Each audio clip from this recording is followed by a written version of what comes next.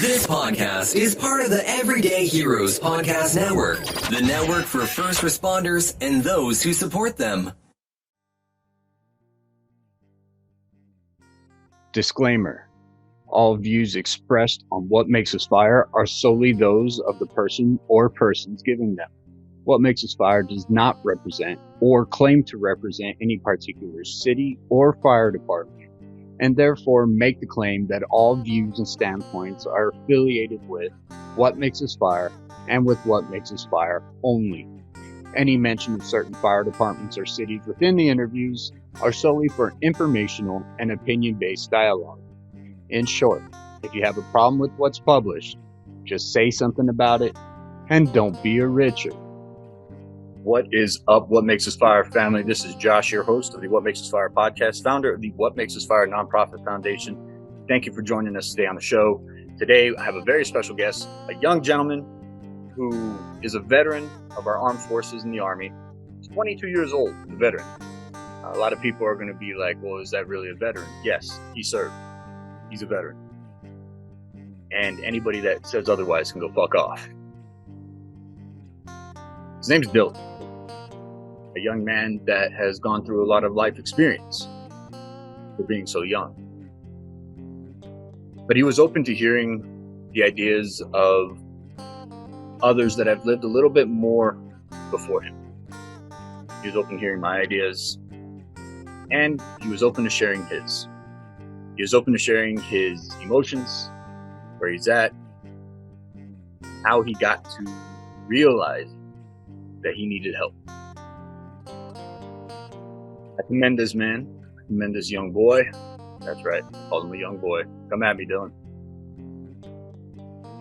Commend him for being open, being honest, not only himself, but with everybody else. So, without further ado, please help me welcome Mr.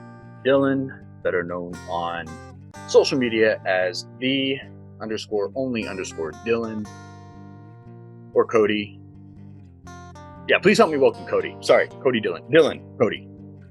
Dylan is Dylan. You'll see what I mean later. God damn. Oh, now you're taking pictures. Me? I heard that. Yeah, I heard that.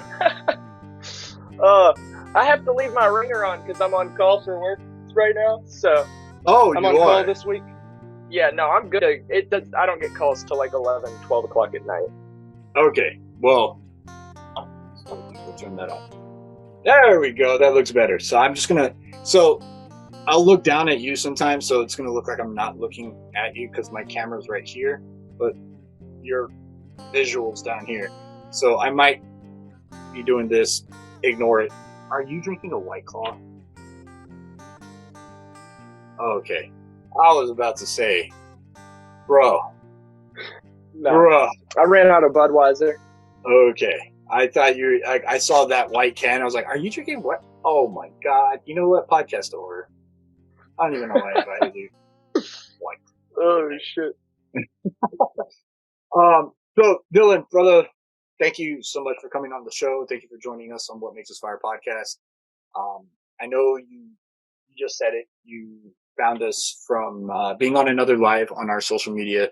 That is TikTok, via Feagle. Feagle's been on the podcast as well.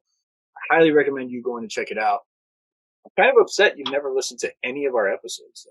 I'm awful at like watching anything. Like I don't even catch up on my Netflix shows, to be honest. Well, you don't have to watch it. Into like 4 or 5 different episodes. You don't have to watch it. We're on iHeartRadio. We're on Pandora. We're on Spotify. We're on Apple Podcasts, Amazon Podcasts, Google Podcasts, Stitcher. I mean, we're on a bunch of, yeah. Believe it or not, your janky ass voice is going to be heard around the world. When we have people listen, we have people that listen to this show in Australia, the UK, Spain, Russia. Like people listen to this show from around the world, man. I guess I probably should have told you. Really? Yeah. Oh, God. I mean, it doesn't bother me. I don't have stage fright. We'll see. Kidding. I have my liquid courage right here. You actually found us through Feagle. And anybody that doesn't know Feagle on social media, especially on TikTok, he is the creator of the Recall roster. He is a veteran who helps other veterans, and he does these clapbacks and call outs of people that, well, basically are just dicks. And the only Dylan here found What Makes Us Fire through Fiegel. He saw me comment. He went and checked out the page, liked what he saw, ended up following What Makes Us Fire. I saw what he was posting. I was actually really intrigued that someone, I'm going to call you young because you are a youngster, this young gentleman here that actually had a good head on his shoulders and was actually understanding what it was that is life. More so than other 22-year-old gentlemen kind of understand. And so I saw what he was about. I saw a few of his videos, disagreed with a couple of his videos and what he was posting. That's why he's here on the show, because I would love to pick his brain on how he thinks. He ended up actually dual living me one day, right? You were driving. I see you trimmed up the beard since then. And I did. I just trimmed it before the podcast, actually. I'm going out to the bar tonight to go two-stepping, so I had to get it fresh. Oh, you had to look good for the girls. I see how it is. You didn't have to look. You didn't have to look good for the show. You had to look good for the ladies. I get it. Ah, man. I mean, it worked out. It was like a twofer. Oh, okay. Yeah, fuck being on the show. It's the pussy, really, that's important. Let's just call it what it is. Hey, the power. My stepdad always used to say, it's the power of the P. You can't turn it down. By the way, the show is completely 18 and over, so don't be afraid to use whatever language you want to use. Okay, perfect. Yeah, don't be afraid to use whatever language you want to use, man. But yeah, so he ended up dual living me one day. We talked quite a bit. I was just like, you know what? This is my chance to ask this kid to come on the show. I asked him. He agreed. He was driving to work or somewhere. I don't remember. He's probably driving to the power of the P. And either way, he jumped on. He said yes. He would come on the show. And here he is, the_only_Dylan. Mr. Dylan's right here, 22-year-old male that I don't know. I was really impressed with the content that he's putting out and his ideas about life and what we do. So that's how I got you on the show. You jumped in on the duel. I asked you on the duel live. Kind of put you on the spot, actually, between the people that I don't call them followers. I call them the only Dylan family, because I don't call them followers. And here's why. Everybody that hit that little red follow button on your page is telling you, Dylan, that what you put out there is worth their time. That's honestly, that's the whole reason why I started TikTok, because like I did it, yes, because it was just kind of like a funny little release. But if I can at least make one person smile on one person's day, cheer somebody up that's having a bad, rough time, that's kind of why I do it. Like if I get one comment on a post and they're like, hey, this made my day. That's what I do it for. I don't do it for TikTok clout or creator fund money or whatever BS TikTok's putting out these days. Well, I can say from what I've seen, I was actually fairly impressed, especially when it came to mental health aspects of stuff, life in general, right? You have an outlook on life that's a little bit, I want to say, beyond your years, seeing as that you are only 22 years old. It's a little bit beyond your years in that not a lot of people have that kind of thinking at 22 years old. And I can tell you, I didn't have that kind of thinking at 22 years old, because I was still trying to replace something that happened to me in the past, right? But you, from what I'm seeing, have found an explanation for that, and you're going for it. And I respect you for it, man to man, and that's why I invited you on the show. But beyond that, how I got you on the show, that's exactly how it worked. Usually from there, man, I ask, it's a very simple question. Seeing as you're 22 years old, it's not going to be a long story, I don't think. But where do you come from, brother? Where are you from? And I'm not talking about where you live now type shit. I'm not talking about that. I'm talking about little baby Dylan. You're still kind of a little baby compared to me. Little baby Dylan, how did you grow up, man? Where'd you grow up? How was school life? How was the family life? I want to get an insight into how it was for you growing up to the person you are now. And the reason why I want to do that is because there's a lot of people out there that don't understand or feel like that their story is so unique, nobody will ever understand. But really and truly, that a lot of us have a similarity when it comes to life that we don't always think about. And what I mean by that is when you start telling your story, you're going to realize that other people have similar stories. Not the same. Not the same. All right. And I get that. But they're going to be similar in that they can relate. They'll be able to understand your point of view.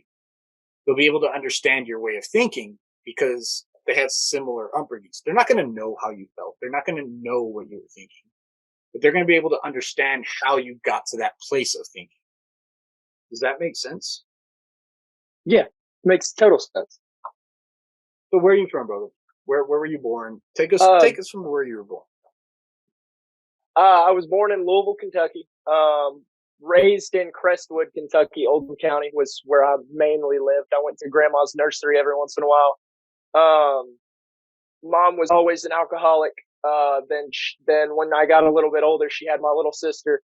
Everything was good. She started on the drugs, so I basically helped raise my little sister because her and my stepdad were always into it, and they this and that. He's gotten a lot better. She has not. So I spent a lot of time at my Nana's house, got kicked out a lot, saw what drugs and alcohol does to a person. The reason why I am the way I am today, the reason why I joined the Army and everything like that, I was raised, Mom always told me that I would never amount to anything, that I was a piece of shit, that nothing I ever did was good enough. So I came out to prove everybody wrong. That was my whole goal in life, was to prove to my mother that I could do what she said I could. So then I moved in with my dad around 8th grade year. And then my 9th grade year, I moved back to my mom's because money talks, or it's how she showed love to me, was that she would buy me all this nice shit that my dad couldn't afford, which I realized later on that that's not what life's about. Life's not about money. Life's not about physical things. Life's about the people you're around, the people that give you a reason to be here. That was a real quick story. And I told you this prior to you coming on the show, that I pry. Okay. And the reason why I pry is because, like you're not the first person to kind of jump through their story. All right. You're not unique enough. A lot of the times what I've noticed is why people jump through that story of them growing up, the hard times, the times that they don't really want to remember, the times they don't really want to talk about. The reason why they jump through it so that's not a word. The reason why they jump through it so quickly is because of the reasons I just said. You don't want to talk about it. It's uncomfortable, right? We don't want to talk about those hard times, the shit we had to go through to get to where we're at now.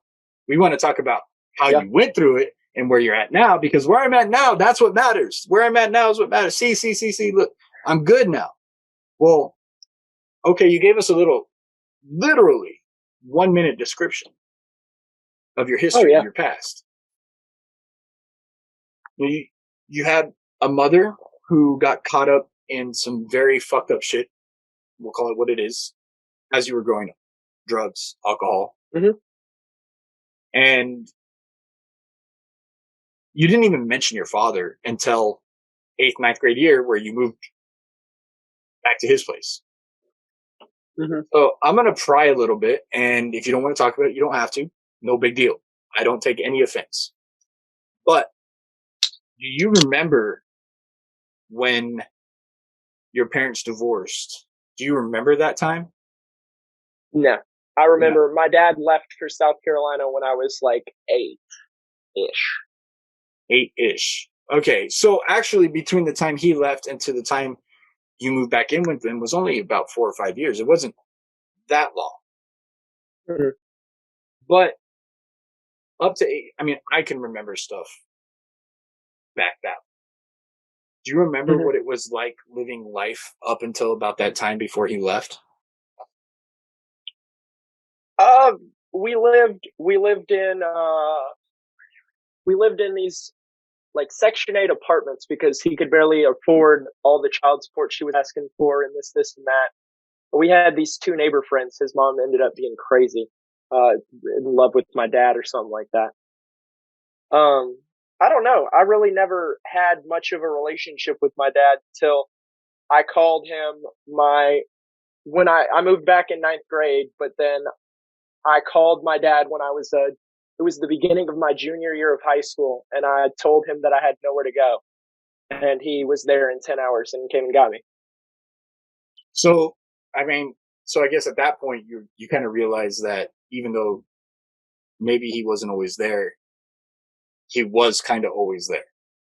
Well, my mom had always filled lies in my head about how much of a piece of shit he is. The stories, like she told me that he had pulled a gun on her and her friend and this, and that, and that's why he wasn't allowed to own a firearm.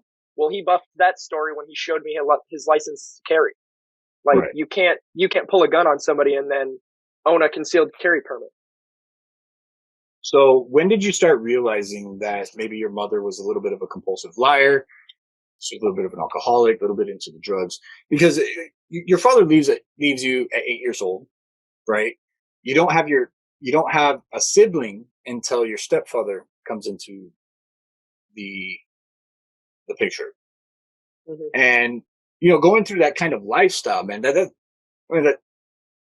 it's a unique story. It's a crazy ass story, right? Like, holy fuck, dude, this kid's 8 years old dealing with the parents that probably aren't living the best life that they can be living, not only for themselves, but for their child. Now, all of a sudden, the father you've always known for 8 years is gone. And a mother who is having a hard time living life herself now brings in someone else. All of a sudden, there's another child. What does that do to you, man? Like, I know I'm asking you to kind of relive 10-year-old, 11-year-old Dylan's ideas of what life was. But the reason why I'm asking that is because it's those 10, 11, 12-year-old ideas of life that we have that, believe it or not, shape us as we grow, right? We start treating other people. We start acting out. We start doing things that we think are normal because of the lifestyle that we're in and the lifestyle that we're exposed to. So I'm asking you kind of like to relive that. Like, what was normal for you? Your father leaves you at 8 years old.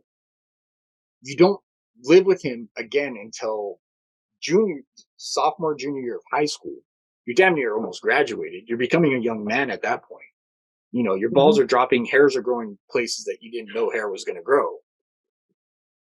And during that time, the things that happen to us in our life, they make a huge impression on our brains, especially as young kids. When did you start realizing that your mother was actually had an issue with the alcoholism, the drugs, and then, of course, with your stepfather that came into play? And then how did it feel like having a sibling that you weren't really sure what the fuck was going on?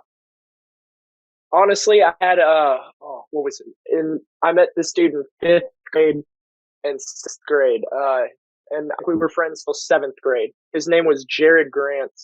He was like my best friend, and I'd go over to his house all the time, and I would see like his mom and dad were like completely normal, like they didn't do anything, they didn't really drink, anything like that, and my mom's over here like stumbling in the door, bringing these random people home, like always acting off. So that's kind of when I started to realize it. Then when I got older, I was like, yeah, she's on drugs today. How did that make you feel, man? It was rough. I definitely always promised myself that I wouldn't go down that path. Just seeing what it did to people. I mean, I basically had to raise my sister, and we were 10 years apart. Wow. So from the age I was 12 till I left, I was basically raising her. And bro, I'm gonna share a part of my history with you here, in that I can kind of relate.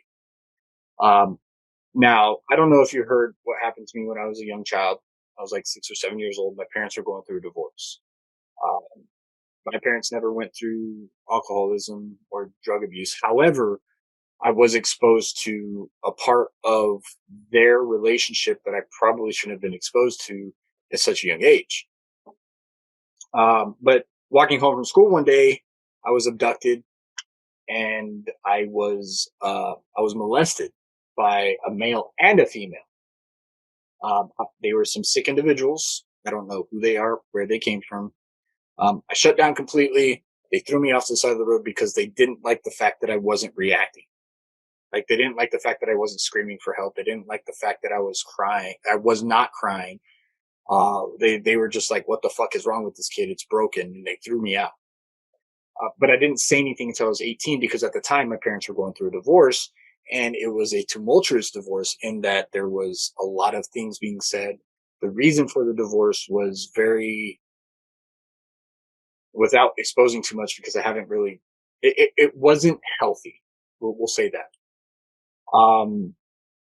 So when that all started at 7, 8 years old, after the divorce was finalized, my mother was working all the time. My father was in the military. He was a Navy officer. And so he was always deployed, always deployed, always deployed.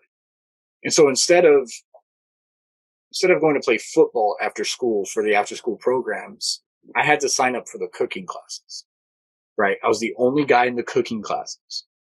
Instead of going to play flag football with all my friends outside, I was stuck inside learning how to cook. So when I went home, I can cook for my siblings. I can cook for my mother when she got home, right? I kind of took that responsibility on myself. Nobody asked me to do it, but I understand that story. I understand your story in that, at 10, 11, 12 years old, you're taking care of this young child. Nobody asked you to do it. You just realized, fuck, if I don't do it, who will? Right? And they're your siblings. Yeah. And it's almost like this automatic love for your siblings. You don't know why, because as you grow up, they annoy the fuck out of you. Oh, yeah. But you do these things for them and you make these sacrifices at such a young age. You don't even realize what they are until you grow up and realize, holy fuck, I did sacrifice a part of my childhood to help my siblings grow. So they didn't have to be exposed to it, without even actually realizing that you're probably exposing them to your shit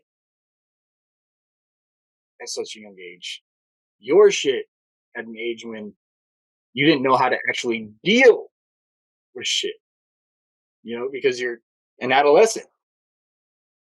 So now you think you're doing a good thing, and you probably are, but you're still exposing that sibling, that person that you're trying to help, to things that probably, I'm not saying they are or are not, but because we always hear those stories of the sibling raising the other siblings and they all turn out well, but at the same time, they're exposed to how you deal with shit. They're exposed to how a 12-year-old deals with stress.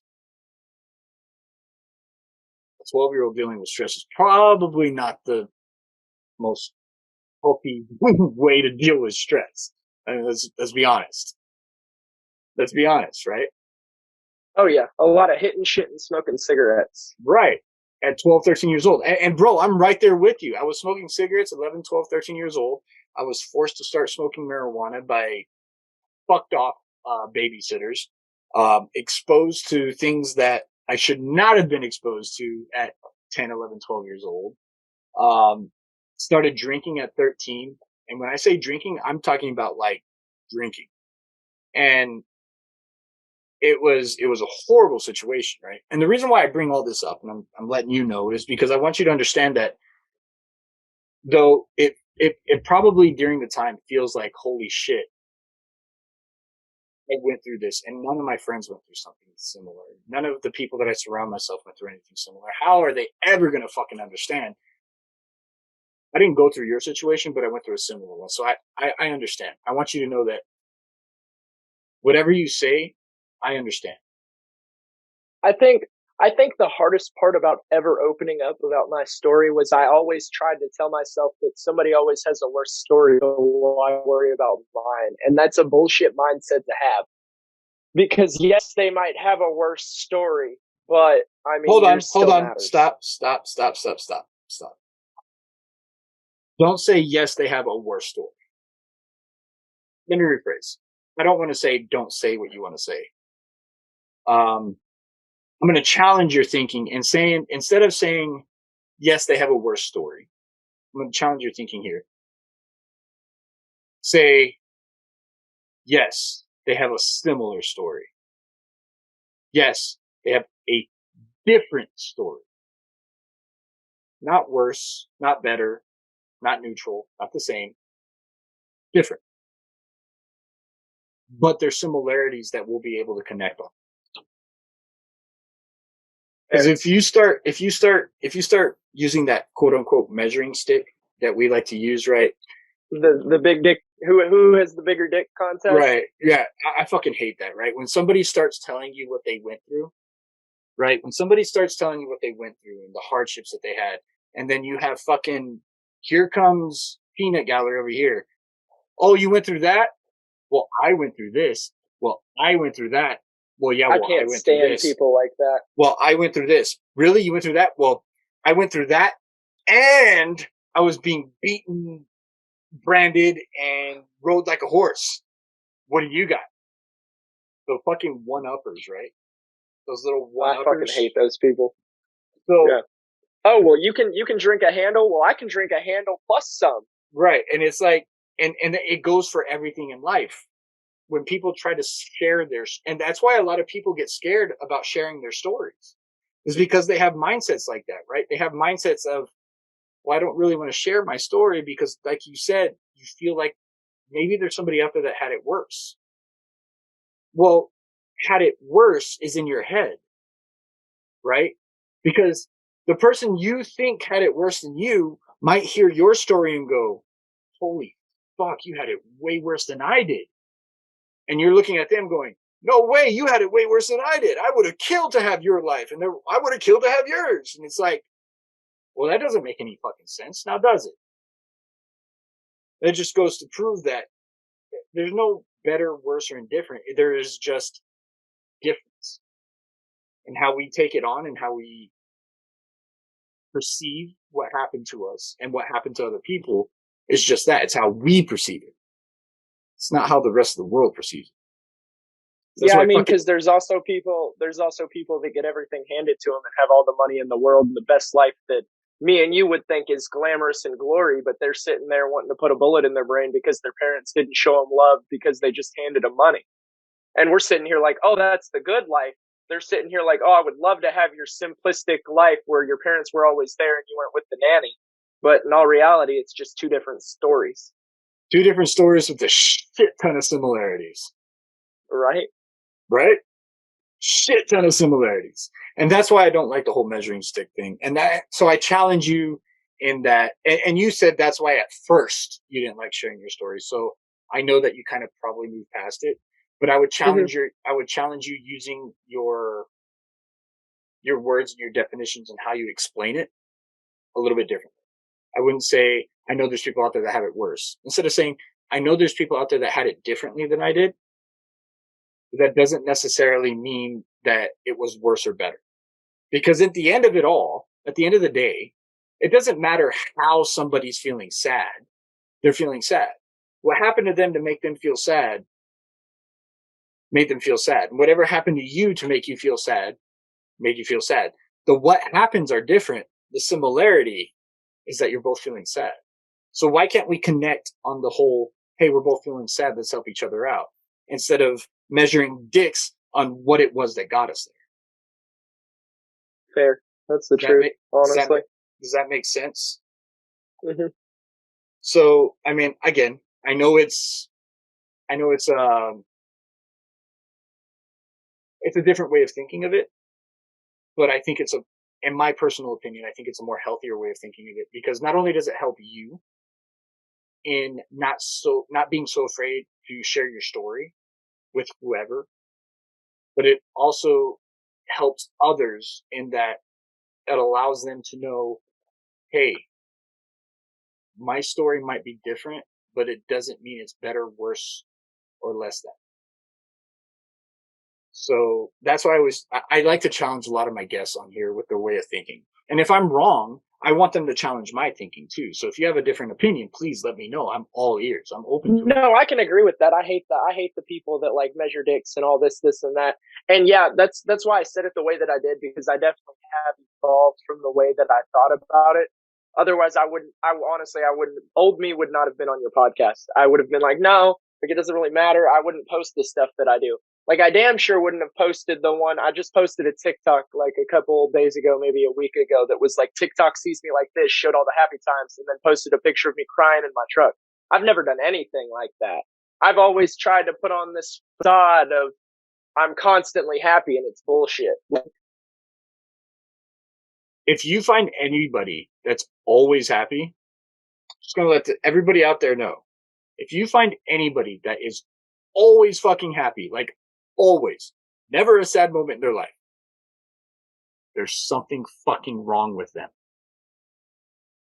That means they're not. That means they're not human. I'm sad a lot. I've figured out how to just hide it behind the smile. That's why, like, if I'm about to cry or I'm frustrated or I'm aggravated or anything, smile. You're not unique in that. As a matter of fact, what you're doing is literally what everybody else does.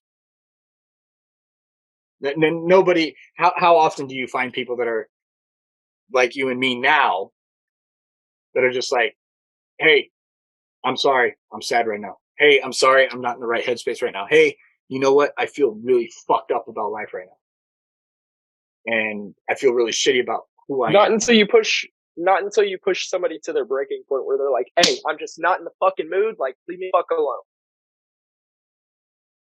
That's mainly how you'll find out when somebody's hurting. The thing is, what do I say this going? As somebody that cares about people, and obviously you went through a really shitty childhood, right? And I don't want to push too much into it or pry too much into it. You obviously blasted through it for a reason. You're obviously downing your fucking third beer before you got here for a fucking reason. I get it, right? I get it. I understand why you kind of blasted through. And I used to be that way too.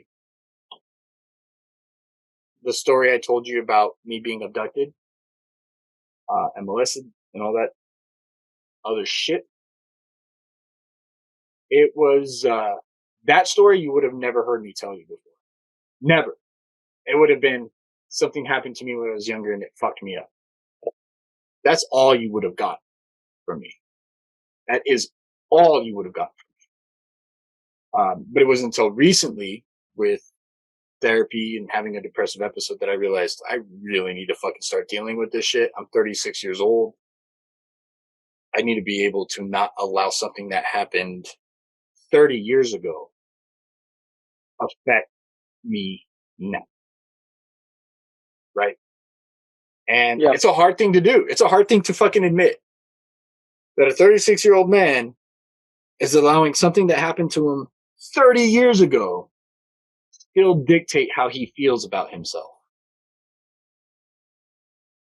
But I only say it because no matter how old you are, 22 years old, that no matter what happened to you and the shit you went through as a child does not have to dictate how you feel about yourself and your worth now. Oh yeah, and I've learned that over just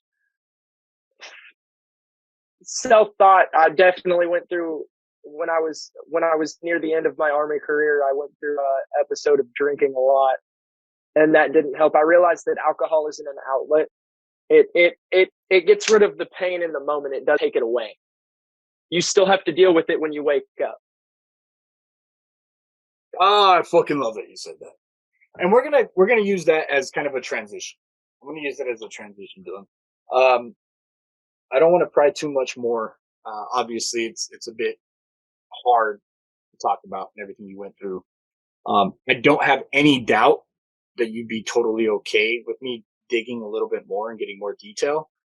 However, I feel like I would have to dig a lot for you to be very descriptive. And that's okay though. There's nothing wrong with that. My therapist would tell you the exact same thing. I like to go around things and like just swivel through. Weird. Odd. How, somebody that's been literally since September studying depression, anxiety, PTSD, and all that shit for the past 8 months now was able to literally tell you what your therapist has told me. Weird. It's like I've done my fucking research. For everybody out there listening who is questioning me,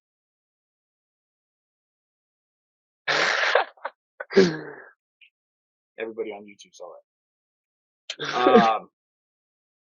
it. There's people out there that are questioning my thought process and what I'm doing and how I'm trying to help. There's always haters when you're doing good. Well, I'm trying to. They're not around when you're at your low. Yeah. Well, I mean, I think you're doing. No. That's the thing, Dylan. No. You got it backwards.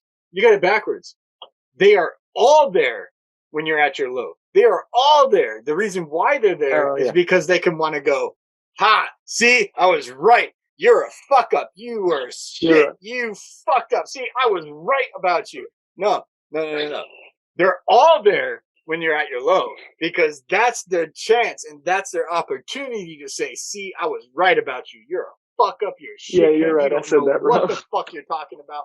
It's when you're actually doing something right is when they're like, okay, whatever. And it's like, hey, hold on. I literally just worked through all this shit. I'm trying to show you I'm trying to do something right here.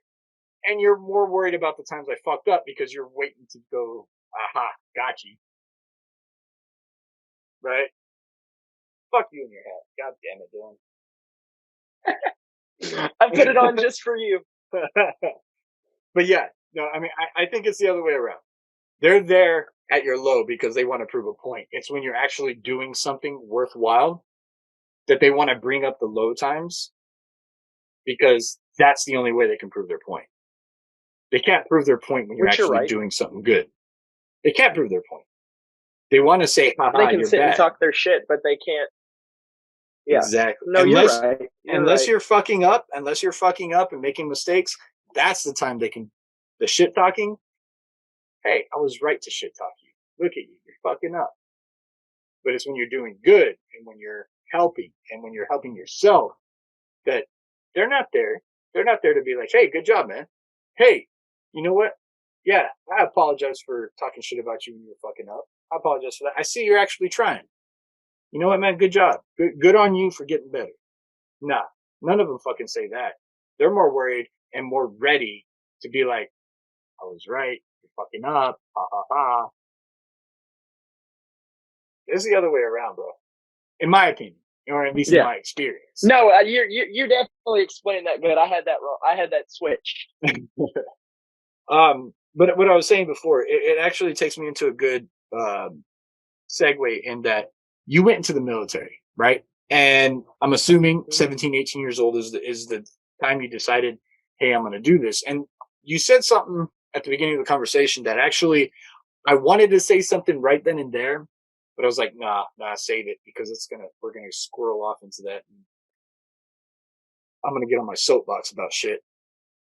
And I don't want to go on my soapbox on you just yet. I mean, you're a young kid. You're a grown-ass man. You're a grown-ass man, bro. But, 12 years difference. I tell this to every young person that I meet. You're 22 years old. You've lived a life. You have a kid. You had a marriage. You've lived a life that has taught you a lot of things. Mm-hmm. But if there's any piece of advice that I can give to somebody that is younger than me, and it's something, and the reason why I say it is because it's a piece of advice I would have given to my younger self, is listen to the people that have had the life experience before you. Especially if they give a shit about you, especially if they care about you, especially if they are trying to help you. Don't take it as they don't know what they're talking about. Don't take it as they're trying to control me. Take a little bits and pieces of it and try to apply it. The reason being is because they're actually trying to help. They don't want you to make the same mistakes that they made. Saying all that, this is me talking to you, Dylan, as somebody that's had 12 years life experience on it. Okay? I want to reiterate, I'm not saying you did not or have not had life experience. You've lived through a lot. Oh yeah, no, I'm not one of those people that can't take constructive criticism or listen to advice. Thank you. Exactly. Constructive criticism. When you were talking about going into the military, you said you did it to prove your mother wrong. Mm-hmm. And I have to be honest with you, the first thought in my head was, that's the fucking wrong decision to get into the military. That's the wrong. Well, I'm not saying that's all of it. I'm not saying all of it. I'm just from what you said. Just from what you said, okay? I'm going to give you your chance to explain. But just from what you said, okay? Mind you, I am making this assumption, analogy based on just what you said. I know there's probably more to the story, and I understand that. But what I'm saying is, what you told me, I was like, the first thought in my head was, that's the wrong fucking, that's probably the most dumbest decision and dumbest reason to get into the military in my head. Okay. Based on just what you said. I know there's more to the story. That's why, as I said before, I didn't mention it when you said it, because I knew there was going to be more to the story. I knew there's going to be more to the story. Yeah. So take us through that. Take us through your decision. You did, and you admitted already, use your mother's shitty outlook on you as not the sole reason, but definitely a driving factor into completing and doing the job of becoming a military service member. So, yes, that was a factor. I also took a year break after school before I joined. I worked construction. I lived my normal life, seeing what I wanted to do first. I didn't want to just jump straight out of high school into the military if I didn't know that's what I wanted to do. And then me and who ended up being my wife, we were high school sweethearts. We went to Kentucky. We went to Thunder over Louisville, which if you haven't been, it's amazing. It's the week leading up to Derby in Kentucky. It's the biggest fireworks display in North America. They have an air show and everything. But we went there, and my little sister was with us, and she was like, "Bubby, I want a Marines t-shirt." And I was like, "Okay." So I went and did the 20 pull-ups, got the Marines t-shirt. Well, I want an Army t-shirt too. I was like, "Okay." So I went and did the 10 push-ups, the 20 sit-ups, and the little 5 pull-ups or whatever the Army had too, and got her the Army t-shirt too. And I was talking to a recruiter, and he was like, "I saw you do the Marine thing. I saw you do the Army thing. Like, have you ever thought about enlisting?" And I was like, honestly, I was in ROTC for 4 years. Like, I thought about it. I just never made the commitment. And he was like, "Why not?" And it got me thinking. I was like, honestly, I don't know. So the next week when we got back from Kentucky, I walked into my Army recruiter station. I was like, "Hey, I want to enlist." He's like, "When do you want to ship out?" I said, "As soon as possible." He said, "All right, bet." 2 weeks later, I was in MEPS. The week after that, I was headed off to basic training. He said, "You're a unicorn." He said, "We never have people just walk in and 3 weeks later go to base." He said, "Everybody wants to teeter-tot. Everybody wants to do this." He was like, "You said, bam, bam, bam, we're done." So you thought about it for a while, being in ROTC. Mm-hmm. And it was winning t-shirts for your little sister, which is, aw, how cute. That actually started the conversation, it sounds like, a little bit more forwardly. Mm-hmm. You started thinking about it a little bit more after this experience. But, like you said, kind of a unicorn, right? Yeah. You were 18 years old? 19 years old? Almost 19, I think. 18, 19. And you go, and you chose the Army instead of the Marines.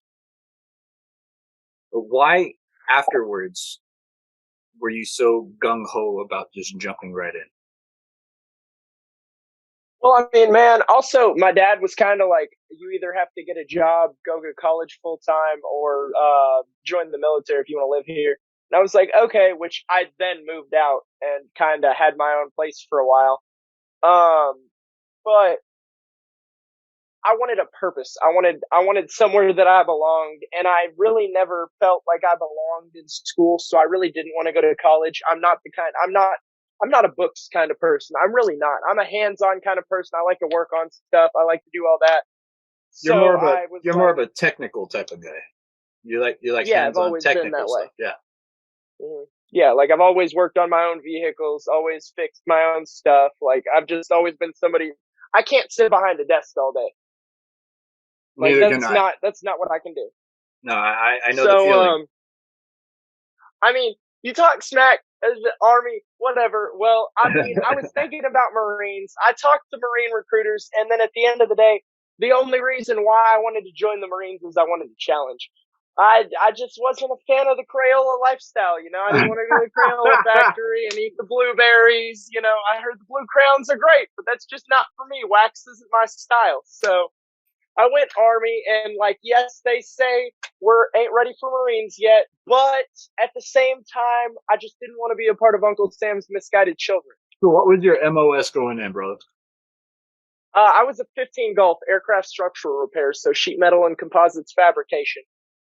I was the guy that if your aircraft messed up, if it had bullet holes in it, needed repair, that I got you. Like I can fabricate parts out of sheet metal. You give me a piece of sheet metal, a break, and a shear, I got you. Nice. Were you ever deployed overseas?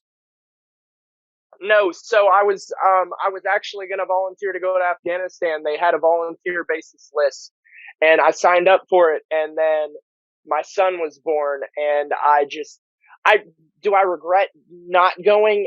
Yes and no. Do I love that I stayed? Yes and no, because I didn't miss any of those firsts with my son. Would I have loved to gone overseas? Yes.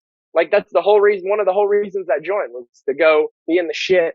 But at the same time, I was like, my only reason actually why I didn't go is because my son was born and I didn't want to miss those firsts. And there's nothing wrong. And anybody that gives you shit for making that decision based on family, they can go fuck themselves.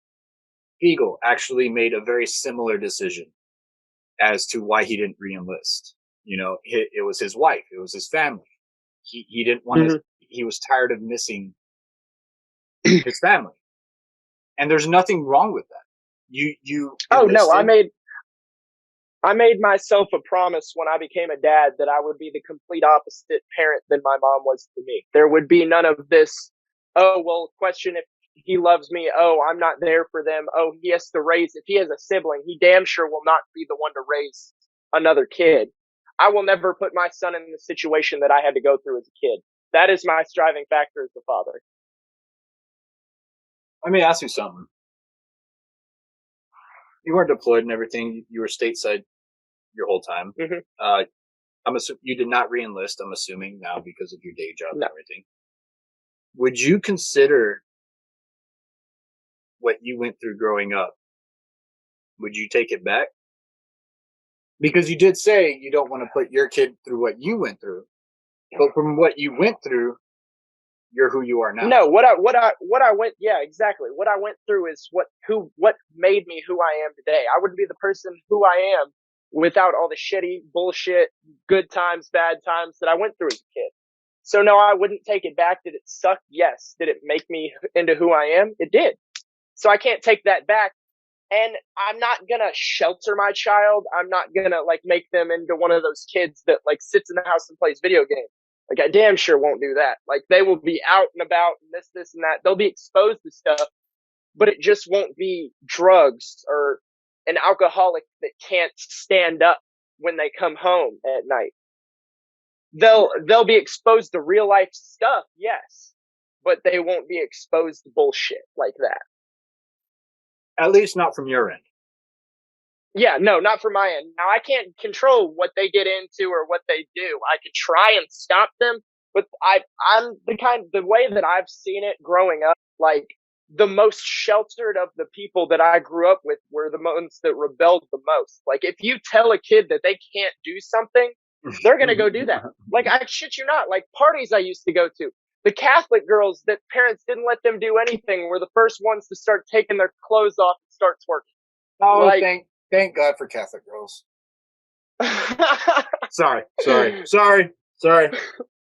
Horrible. I shouldn't have said that. We're going to get some backlash on that one. No, but seriously, thank God for Catholic girls. Oh, yeah. Well, man, so you had experience in the military, and that's one of the reasons why I wanted you on, right? Is a lot of what makes us fire is about, and what we talk about, what we do, is about civil service members and the mental health shit that they go through. Right now, a lot of civil service members, especially the military, come back with, being overseas and seeing the shit, and that stuff affects them. But what I don't like, and what I really want to fucking start letting people know about, is that it's not only being deployed. It's not only the shit they see on the job, whether you be military or first responder, that can cause this type of mental health stuff that we go through. Right? No, it's definitely back here too. We're human beings before we ever joined any type of civil service, be it military or first responder. I went to PT one day where a dude was hanging from the bridge because he just hung himself off the side of the bridge. I had no idea who the dude was. It was just right next to my PT route. MPs were blocking off the road, blah blah blah. So yeah, I went to PT on a Friday and had a good time with everybody. Nobody seemed off. A dude that was 6 months away from retirement that I wear the bracelet for. He was like my mentor when I was at Fort Hood. Blew his brains out. We got called in on a Saturday. They were like, hey, so-and-so blew his brains out last night. We were all like, what? Like, everything's good the day prior. You never know the demons that people are dealing with on a day-to-day basis. No. And the thing is the demons don't just come from the job. Mm-hmm. The demons also come from home. The demons also come from the day-to-day life that we live outside of the fucking job. Mm-hmm. I'm sure you still battle with some things about your life and the shit you had to go through and grow up with that you might not completely understand just yet, but it still fucks with your head. Oh yeah, for sure. I've seen some of your videos. That's why I can say that. Mm-hmm. Because you're willing to share that part of you. I've gotten a lot more open here recently than I used to be. Like, I used to be very closed off. That's what I told one of my friends. She was like, you're not really an open person about most of that stuff. And I was like, that's kind of why I'm going on this podcast, just because I'm going to open up just to promote the fact that it's okay to not be okay. Like, it's okay to admit that you're not always okay. You have no idea how true of a statement that is. But I'm going to challenge your sentence there. And I'm going to ask that you think about adding just a little bit on to the end of that. You just said it's okay to not be okay. What do you think it is that I'm going to say after that little sentence? It's okay to not be okay. I mean, we hear it all the time. People on social media promote that saying as it should be promoted. People need to know that it's okay to not be okay. And what that means is that it's okay to think shitty about yourself. It's okay to have those suicidal thoughts. It's okay to hate your life. It's okay to feel like you're worthless. It's okay to feel like nothing will ever work out. Those are normal thoughts. People have them. It is not unique.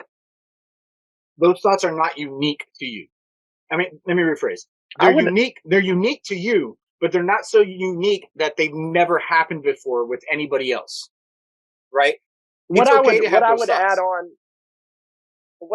on would be probably it's okay not to be okay until it's not. Until you're at that final point, until you're at that final breaking point where you're ready to pull the trigger.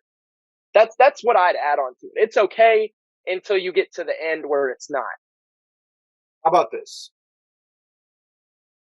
It's okay to not be okay. It's just not okay to stay there. Okay, fair enough. It's not okay to stay at the bottom. You need to eventually go back up to some point. It's okay to sit with those thoughts and those feelings. It's okay to process them. It's okay to feel them. It's okay to allow them to take over sometimes. But it's not okay to allow them to become who you think you are. It is not okay to allow them to take over you. To become your normal. Exactly. It's okay to not be okay. It's just not okay to stay there. Because if you stay there, that's when you lose yourself. That's when you allow the mental health. True. That's when you allow the mental health disease, because it is a disease, win. You know, there's a lot of people sometimes, and I like to equate, you know, people with cancer, right? When they find out that they have a fighting chance against it, they have a choice to start that fight and possibly win, or do nothing at all and know no matter what they're going to lose. It's the same thing with mental health, except the difference is with mental health, there is always a chance for you to win. Always. There is no stage 4, no coming back. No matter what stage you are in within depression, anxiety, PTSD, bipolar disorder, no matter what stage you're in that mental health disease, there's always a way to combat it, to get back to a better normal. You just have to realize that it's okay to have this disease, but you are capable of fighting. Not fighting it and allowing it to completely take over, that's what kills you. Literally. So the fact that you had the wherewithal to know that it's okay to not be okay, and I like what you said, it's okay to not be okay until it's not. But I would even say that's cutting it a little bit too close. Mm-hmm. Yeah, because it's a very thin line between okay and not okay. Right. And that's cutting it really close until it's not okay, right? Because for some people, that might be on the ledge of a bridge ready to jump. That might be with a gun pointed at their head, hammer pulled back, ready to pull the trigger. That might be cutting it really fucking close. And you're right. You're right about that. But allowing yourself to feel those feelings about yourself and then realizing, hey, this isn't normal. This isn't right. This isn't beneficial for me. Because really, what we're looking for when it comes to those things, we're not looking for it to just end. Right? We're not looking for complete nothing. We're looking for a point in time where we can be okay with life. And the only way to do that is to continue living. If you allow the demons to win, you take those demons with you. You never actually get what you wanted. People are like, well, this is the only way to stop the pain. This is the only way to... No, actually, what you're doing is taking that pain with you. You're allowing the pain to win. You're not getting what you truly wanted. What you truly wanted was to live a normal life, to be happy, to be okay, to have an experience of life that allows you to just accept what it is and be happy. You'll never get that if you allow it to win. And honestly, even like when I chose alcohol to help deal with all of my issues, when everybody left me in Texas and this and that, I chose the bottle. I started light, and then I was drinking damn near a handle a night, and I woke up feeling like shit. And honestly, I felt less and less happy throughout the day, even when I wasn't drinking, because I wasn't getting that fake, what is it, dopamine? Is it dopamine that releases when you're happy? Dopamine, I wasn't getting that serotonin, yep. I was getting way too much dopamine fake dopamine from the alcohol than I was when I wasn't. So it just got worse and worse until I was just like, I need to go talk to somebody because I feel like shit. It got worse and worse. When did you realize... It takes the pain away temporarily. When did you realize that you needed to go talk to somebody, and what did it take for you to actually make that decision to make it happen? So honestly, I didn't have a lot of support from my unit. When I was going through my shit, like, yes, they told me that, okay, they enrolled me in SEDC and I was good for a little bit, and then some shit went down and I told somebody and nobody really helped me. What shit went down? And then an NCO my wife's mom left with my kid back to South Carolina. So I was completely alone in Texas. I had nobody. Okay. And so an NCO that I had never met, and for everybody that doesn't know military slang, it's a non-commissioned officer, somebody that is above privates and PFCs and specialists, lower enlisted. Somebody that I had never met in my entire life walked up to me and was like, "Are you okay? Like you look like shit." I was like, "Actually, no, I'm not." So then I went and talked to behavioral health. What was it inside of you to open up to this guy that came up to you and said, "Hey, are you okay?" What was it? What do you think it was inside of you to say, "No, I'm not"? Because look, It was it how it was often? the fact that I'm sorry to cut you off, but how You're good. often? How often when somebody walks up to us as men, just grown ass men, right? And I'm gonna say men because men, believe it or not, are statistically more likely to not talk about this shit than women. Mhm. Okay. So yes, as a man, especially as a young man in the military, right? You have this, I'm going to call it what it is. There's a machismo fucking attitude. There is a nothing's going to get me down. Fuck this. I'm going to get through this. I'll handle this shit on my own. Nobody's going to tell me what I can and cannot do. Nobody's going to tell me how I can feel and not feel. Nobody's going to tell me that I'm fucked up. And if I am, I'm going to take care of it myself. Those are normal thought processes that young men have, especially when it comes to mental health and how they feel and how they can, nah, fuck that. I can take care of it. I'll go drink more. I'll go do this. I'll go do that. I'll start fucking around. I'll start whatever, right? Because I know at least then, even when I'm doing it just for that short amount of time, I'm okay. And if at that short amount of time I'm okay, then am I really that bad off? If I can fix it for this amount of time, am I really that bad off? I'm still fixing it a little bit. Just like that little fucking duct tape on the hoses in the truck. It holds it off for a little bit until the next hose bursts, and then we'll put some more duct tape on it. All right, cool. We're putting band-aids on the fucking issue. Sooner or later, that engine's gonna fucking blow. But right now, it's working fine. So fuck off from telling me that I can't do this on my own. So when somebody comes up to me, and your story, and the reason why I'm asking is because you have an NCO come up to you, notices you, and I want to give him credit, right? He notices something in you. Probably isn't as close to you as you think. No, I had never met this guy in my entire life. I was in the middle of what was I doing? I was in the middle of inspecting a blade, showing one of the new privates how to do it. And he walked up to me and was like, "Hey man, are you okay?" And it was this, I think he was a sergeant first class. Like he wasn't low ranked. Like he didn't have to say a fucking word to me. And he picked me out and was like, "Are you okay?" I was like, honestly, like something clicked in my head. Like I've been hanging around all these people that I've been with for the past 2.5, 3 years that know me every day, and they didn't say anything. And this random stranger just notices that I'm not. I don't know. Something clicked. Would you say you kind of broke down a little bit and opened up? To him, no, but No, afterwards, yes. when I say broke down, I mean not like he asked you and all of a sudden, oh my god, somebody noticed me. No, I'm not talking about that shit. I'm talking about somebody actually noticed you. It wasn't. Yeah, that. I think that was my first stepping stone toward getting help.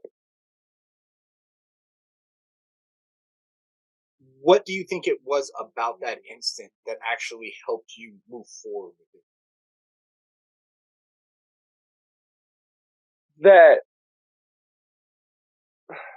I don't just the fact that a stranger that had never seen me before said something versus my battle buddies that I served with every day.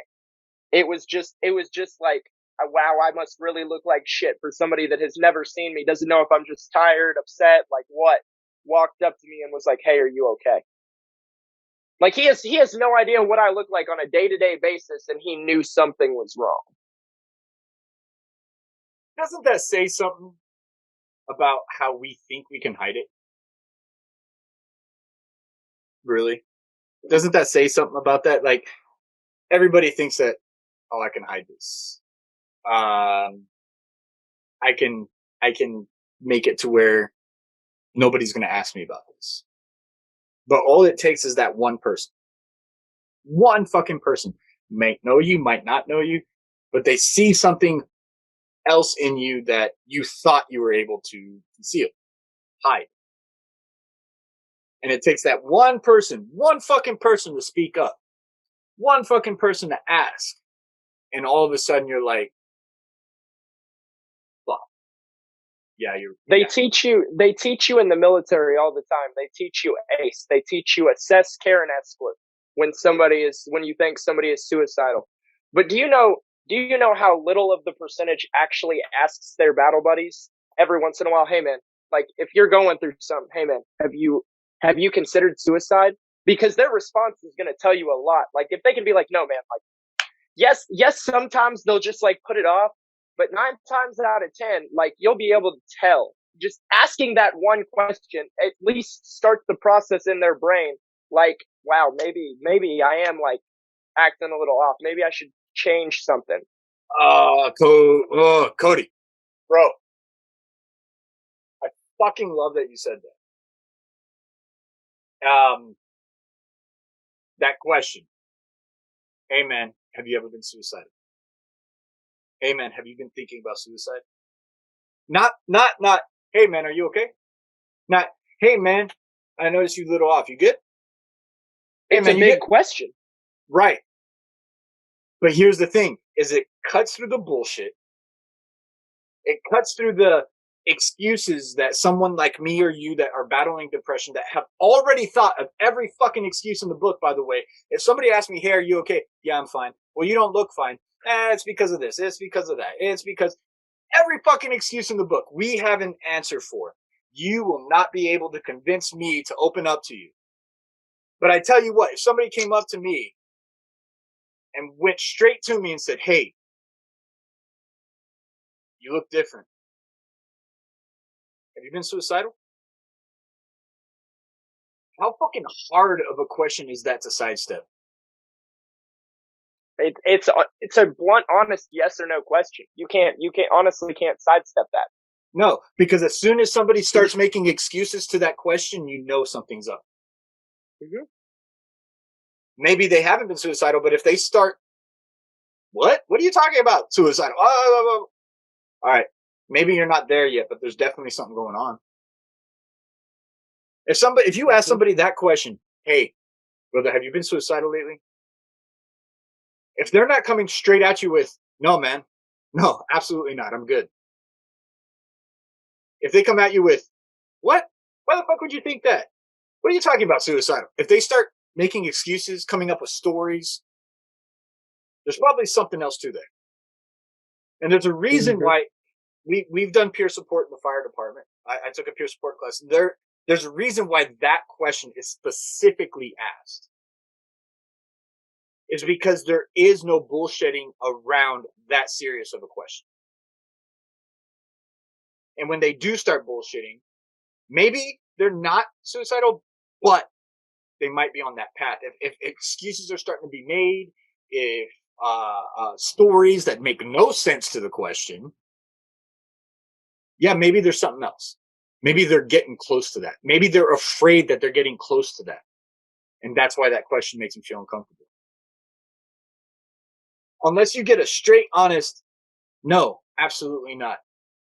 I've not been. Like I've asked Adam when he was going through all that stuff with his house and all that, and he was posting his like stuff where he looked a little off. I texted him. I was like, hey, do I need to do a battle buddy check? Hey, no, man, I'm good. I promise. All right, cool. I'm just checking. And then he's like, thanks for checking in. Exactly. It's asking the hard questions to our peers, to their friends, to our family. Not being afraid to ask those hard questions can save a life. I'm going to say it again. Not being afraid to ask those hard questions can save someone's life. Because they are having a hard time asking themselves that question. And that's 100% the truth.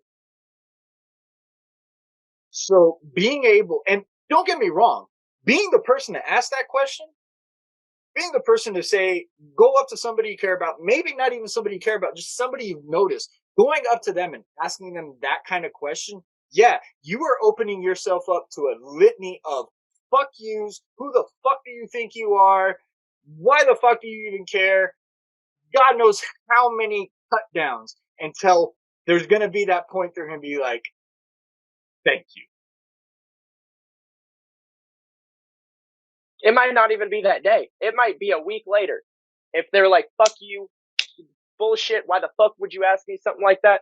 And then they start thinking about it over time and they're like, whoa, well, that guy really fucking gave a shit. Like, maybe I have been acting off. Maybe like, hey man, thank you. Thank you for at least giving a shit. Like, it takes you giving at least a little bit of a shit to ask that question. You don't have to fucking ask that question. No, you don't. I mean, it is so good to be able to fucking just walk up to people and ask, but not everybody's just able to. No, it's just as hard being the battle buddy as it is being the buddy that needs the help. Being the battle buddy, you are opening yourself up and allowing somebody to literally dump all that shit on you. And being dumped on, i.e. being exposed to all that shit that somebody might be going through, doesn't do nothing to you as a friend, doesn't do nothing to you as someone who cares. Because if you care, that shit's gonna hurt. Because your buddy, your friend, your confidant, your family member, your wife, your kid, your aunt, your uncle, your father, your mother, whoever it is you're asking that question to, you are now allowing yourself being exposed to what's hurting them. And if you care enough, it's going to hurt you too. Even though you might not be the one going through that hurt, it's going to hurt you because you're going to see somebody you care about going through hurt. And you can't really do anything about it. So yeah, it takes a lot of strength to be a battle buddy too. Don't get it twisted. It's not just as easy as asking the question. Don't ask the question if you're not prepared to take on the responsibility of being there for that person. Because you also, you have to be ready for them to be like, oh, fuck you. But you also have to be ready to be like, hey man, like, yeah, like I've thought about killing myself. You have to be ready for that answer too. You have to have at least some sort of half-assed plan to deal with them saying, yeah, like I thought about blowing my brains out. Okay, where are their guns? What are you going to do? Are you going to take them and check them into the hospital? Like, what are you doing? Exactly. I'm sorry. I know I kind of went off on a little tangent there because I was actually really excited that you said that question specifically. And I go off on school moments and I get on my soapbox. But the fact that you brought that question up, I had to talk more about it because it's not often spoken up about enough. That being the battle buddy, quote unquote, being the friend that is going to ask those difficult questions, you need to know what those difficult questions are, what they mean, what they could possibly mean to the person you're asking, and what it means and what you are allowing yourself to be exposed to when you do ask that question. There's way more than just, well, I care, so I'm going to ask. You have to be prepared as yourself as well. I learned that the hard way. I thought I was ready to take care of somebody else. Realized really quickly that, fuck, there's a lot that I need to take care of myself. Right? But that needs to be talked about. You know, we always say, you know, and Adam, God love him. You know, the recall roster and everything else, like he's asking all these people to reach out. His heart is in the right place, but I really, really wish he would say recall roster, reach out if you're ready. Just add that if you're ready. Because as good as the recall roster is, if that person goes and reaches out and then now is exposed to somebody else's trauma and what they're going through and they're not ready for that, I can add another issue. I don't know if that makes sense. Yeah, which is fair. I think Adam realized that, and that's why he took a step back from the recall roster for a while and became Fiegel. He just put his name as Fiegel. That because I talked to him a little bit when he first did the thing. Everybody was giving him shit for backing off and all that. And I had his back, and that's when me and him actually started talking as like friends. But I think he realized that like some people aren't just there yet, and there's always going to be drama, and there's people that are going to say they want help that don't actually need help or don't want it. Yeah, there is. So you have to be very careful. You know, the people that reach out for help, when you go and reach out for help, you have to be very careful. There is something to be said about knowing what you're getting into. Take a little time and research on how to do it. Mm-hmm. If somebody came up to you and said, "Hey man, how you doing?" and you start unloading on them, and the first thing that came out of their mouth was, "Yeah man, I know exactly what you're talking about. I'm going through this. I'm going through that. I'm going through this. I'm going through that." Motherfucker, you asked me if I was okay. It goes back to those, not as much, but it goes back to those one-uppers. Yeah. Like, when did this turn into, look, I get it. You went through some hard times too. Thank you for sharing, but you fucking asked me if I was okay. Why are you telling me all the shit you went through? Like, that's going to make me feel better. Don't tell me about all the good things in my life that are happening. I'm completely fucking aware of all the good things in my life that's happening right now. But that is not what's bothering me. That is not what's killing me. That is not what's making me feel the way I'm feeling right now. Don't tell me, well, think of it this way. At least you have this. At least you have that. Yeah, no shit, motherfucker. I know I have those things. I'm not fucking retarded. But it's not those things that are making me feel like crap.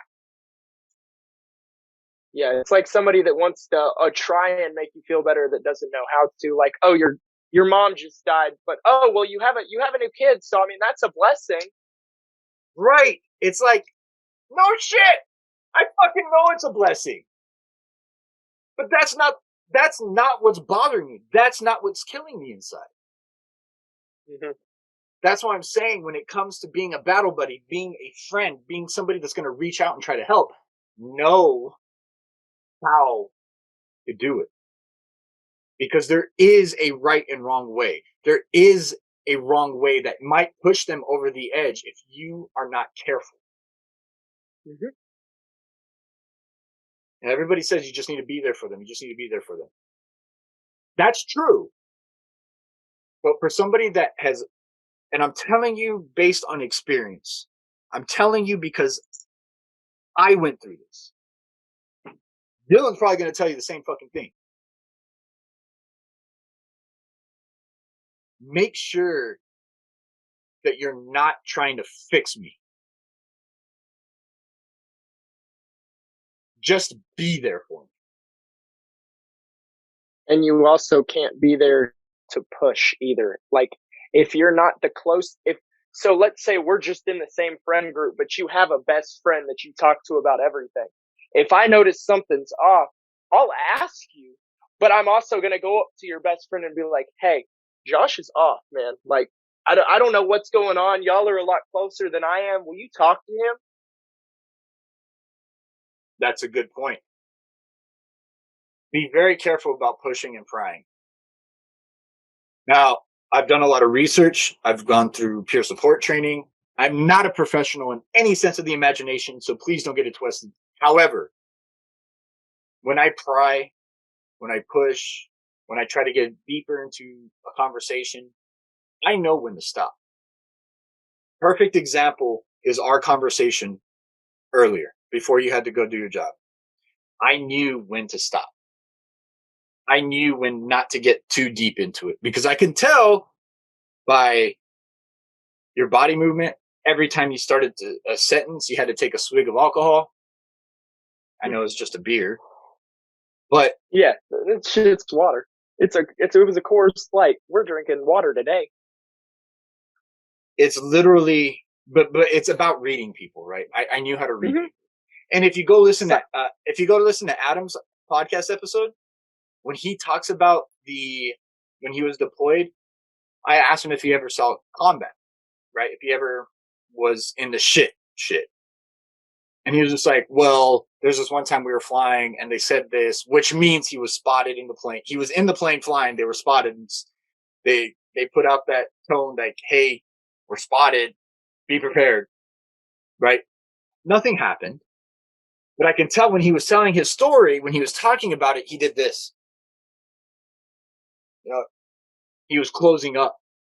He was guarding himself. See, you notice you're doing it right now. He was guarding himself. Right? He was sharing and exposing a part of himself that scared him. A part of his life that literally scared him. It scared him so much that when he talks about it, he still has to guard himself. He still has to protect himself.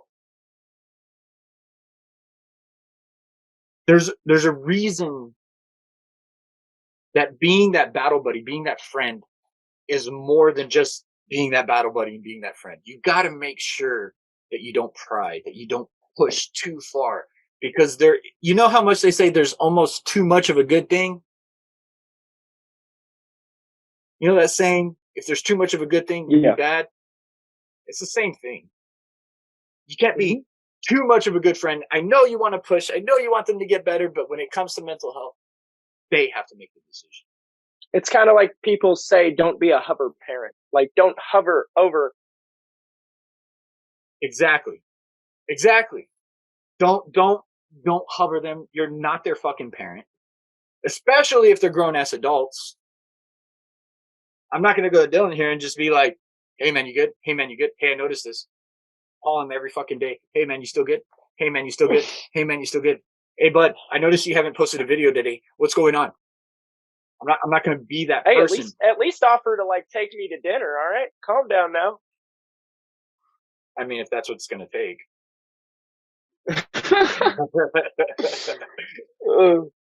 No, but seriously, man, you're right.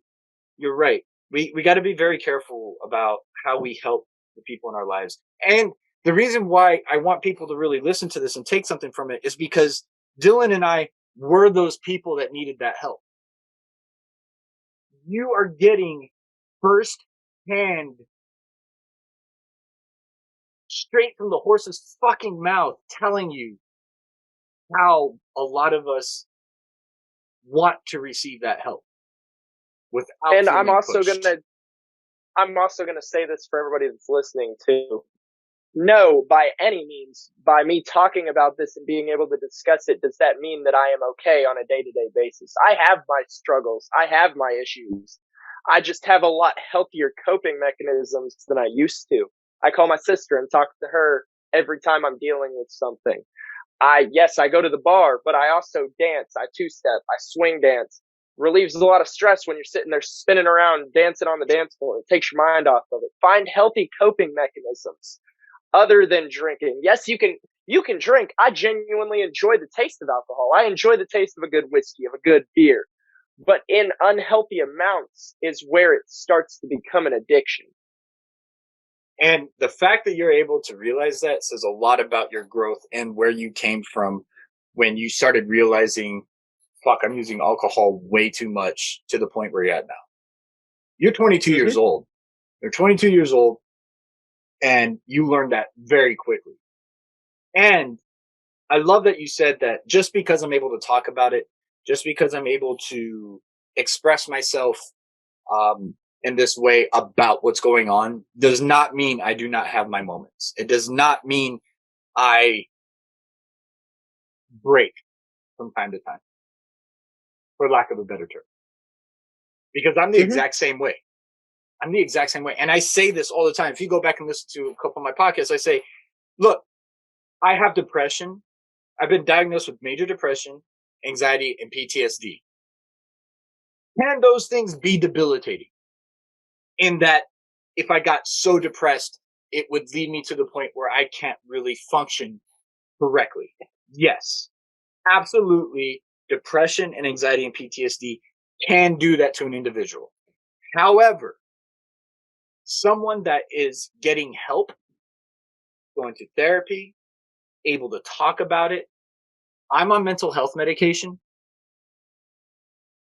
I can be someone with depression and still have happy days and still be happy on a day-to-day basis and still work just as good, if not better than the day before. Because I am managing it. I'm learning to cope with it. I'm learning to beat it. But that does not mean someday I might not be that person that you see on social media all the time. I might not be that happy person you saw yesterday. But that's okay. It doesn't mean it's taking over everything in my life. It just might be just that day or just even that small part of the day. Just like a stomach ache. There might be times where you have a stomach ache and you're having to sit on the shitter for 3 or 4 hours because you can't get over the fucking stomach virus, right? But that doesn't mean after everything's said and done that you might not be able to get up, feel, you know what? I feel pretty good. I'm gonna go outside now and enjoy a little bit of my day. It's the same type of thing. It's very similar in that aspect that it doesn't ruin us completely.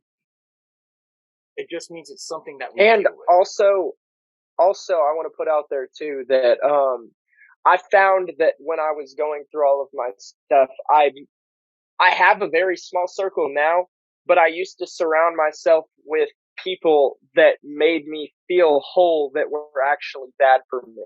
I was surrounding myself with fake friends, if you will, to feel like I was okay, to feel like I fit in, to feel like everything was going to be okay. You know, I'm happy you brought that up because this is actually a conversation I haven't had yet, and I want to say thank you for bringing that up. When did you realize that you were actually doing something like that? That you were trying to fill the hole, and then when you were filling the hole, but when did you realize you were filling the hole with probably not the best shit that you should be filling the hole with? When I really needed somebody and not a single one picked up or called back. And do you mind me asking what that led to? I felt empty. I felt like I had no one. It's an awful feeling to open your phone and need to call somebody and not be able to call a single person. It's lonely. When that happened, I guess I'm asking you to get really specific. When that happened, what state of mind did that put you in? That is one of the few times I've actually had a suicidal mindset. But the one thing that I have going for me is no matter how deep I get into my shit, my son always brings me back. I could never leave that boy without a father. No matter how bad my life gets, I will never leave my son without me. I am so happy for you that he is that for you. And I'm going to share something with you that is.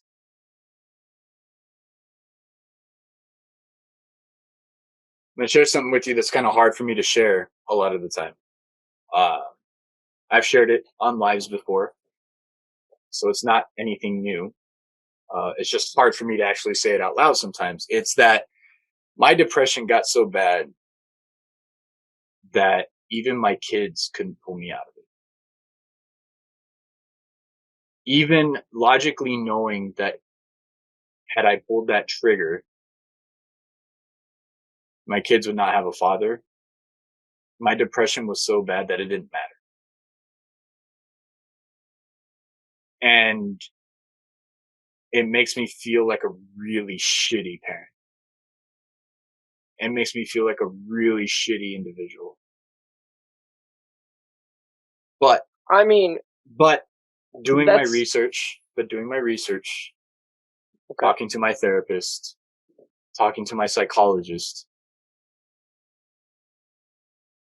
That is why I was diagnosed with major depression. Because my mind is so broken in that aspect, or was so broken in that aspect, that even the two individuals in this world that I would do fucking anything for couldn't pull me away from that.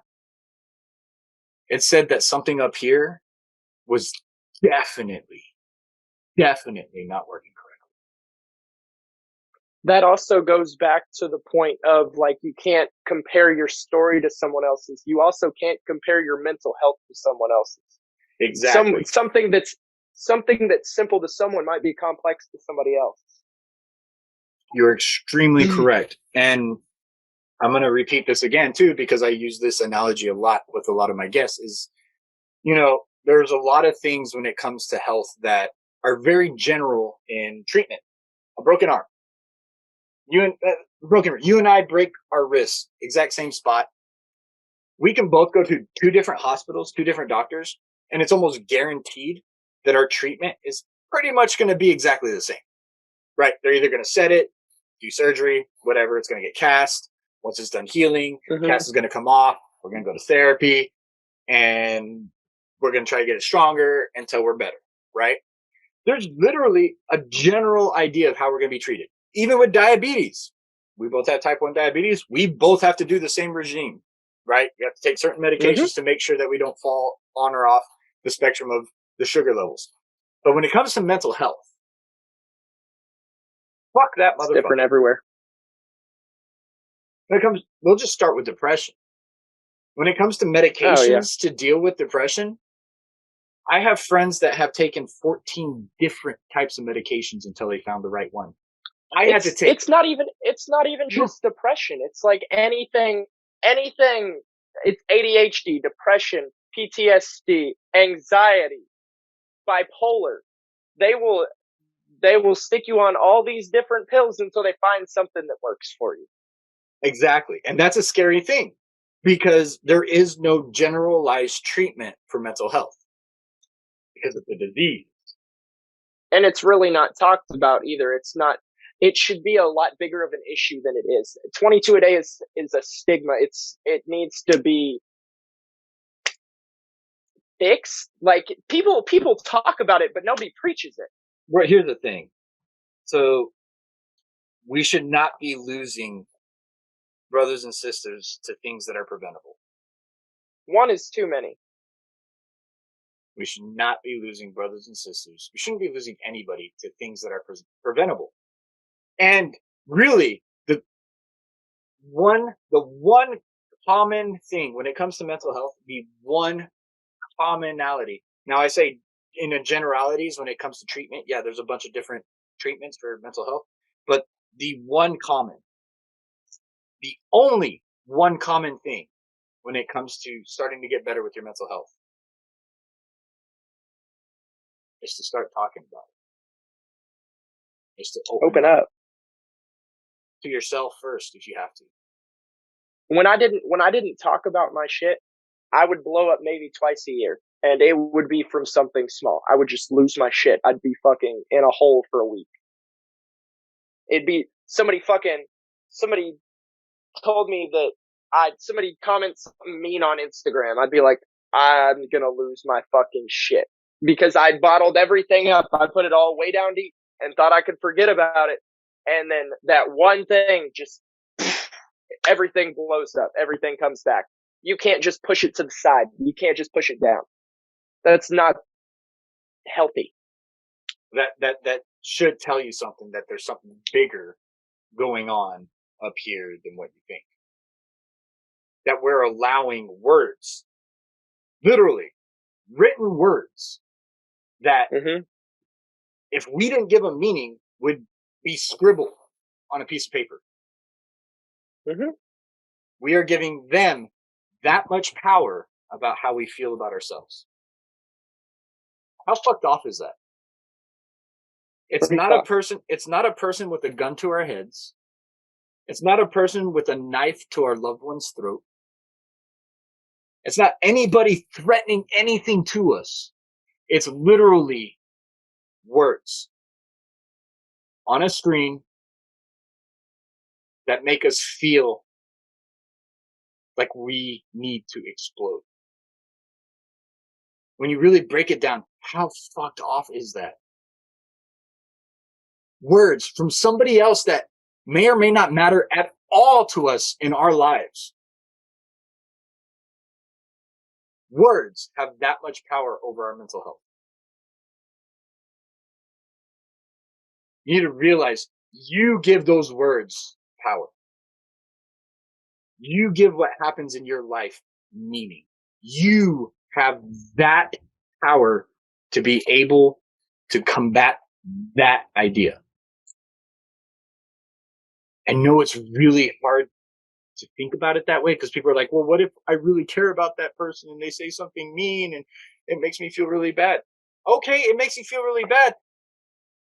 But in the long run, that says more about how you feel about yourself than it does about what they're saying, how you make them feel. Because that, how you make them feel, I'm going to stop you right there. You don't make anybody feel anything. You allow it.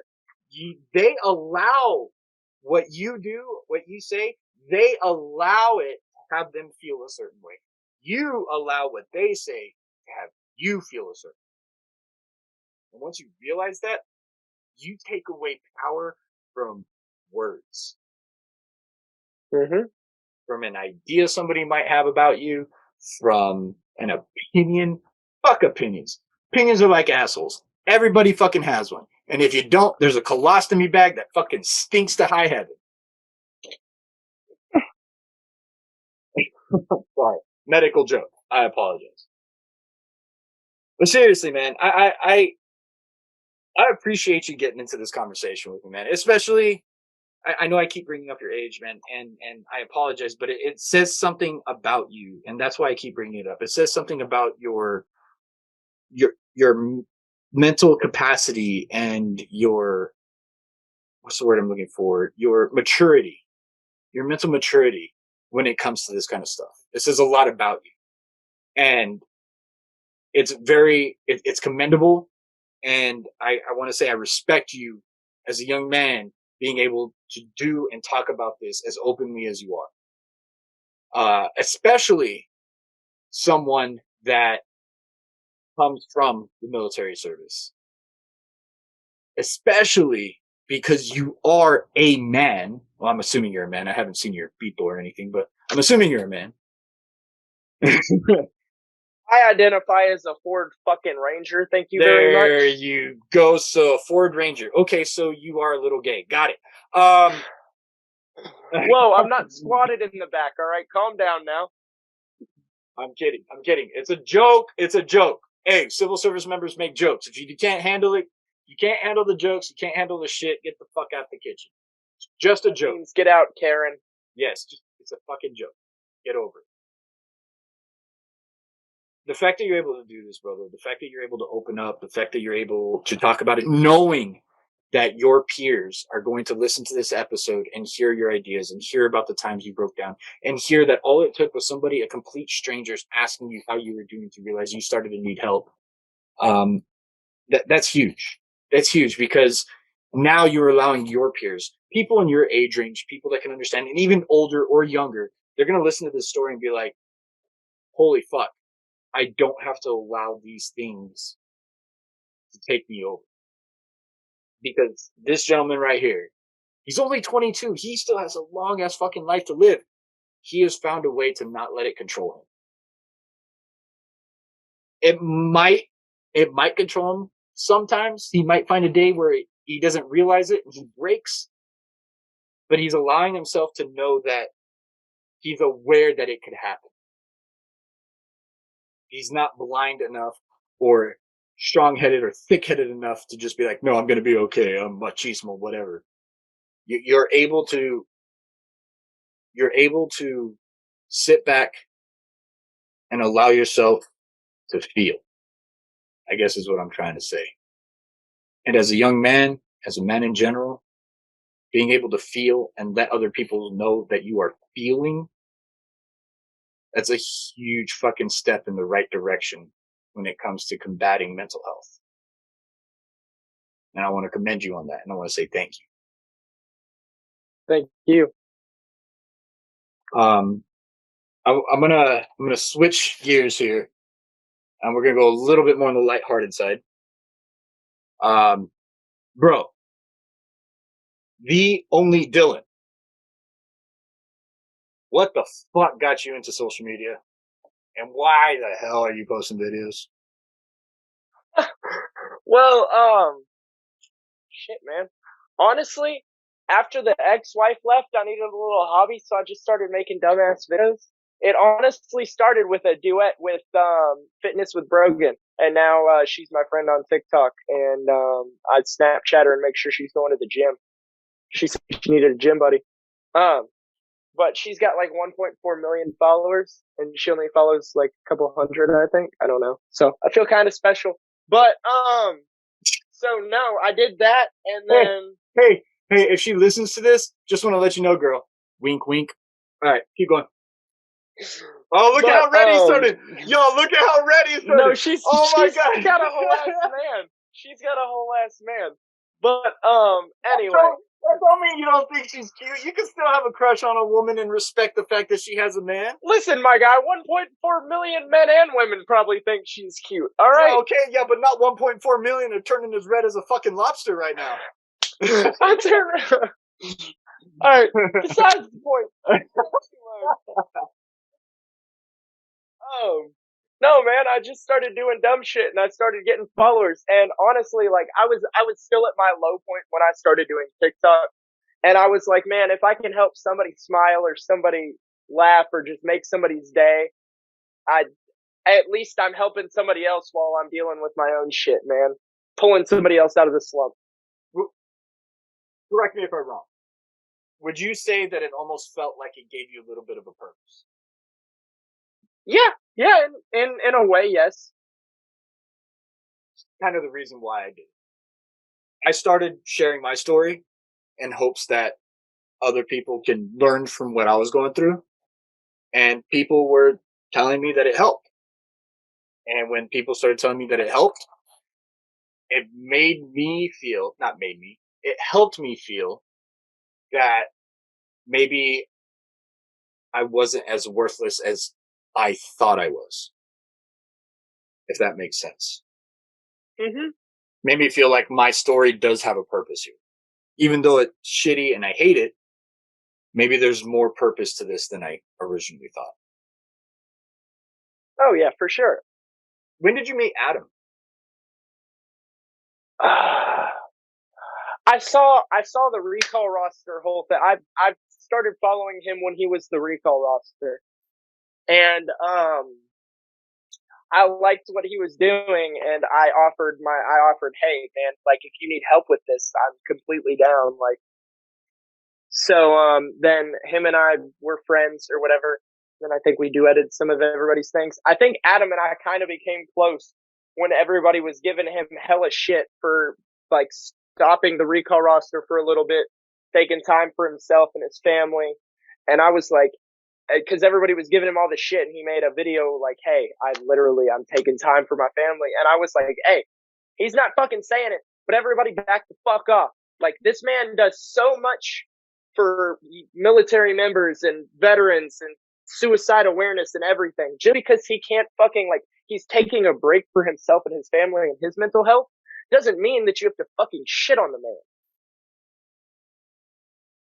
You're absolutely right. You're absolutely fucking right. And I think you got a little bit of brown on your nose.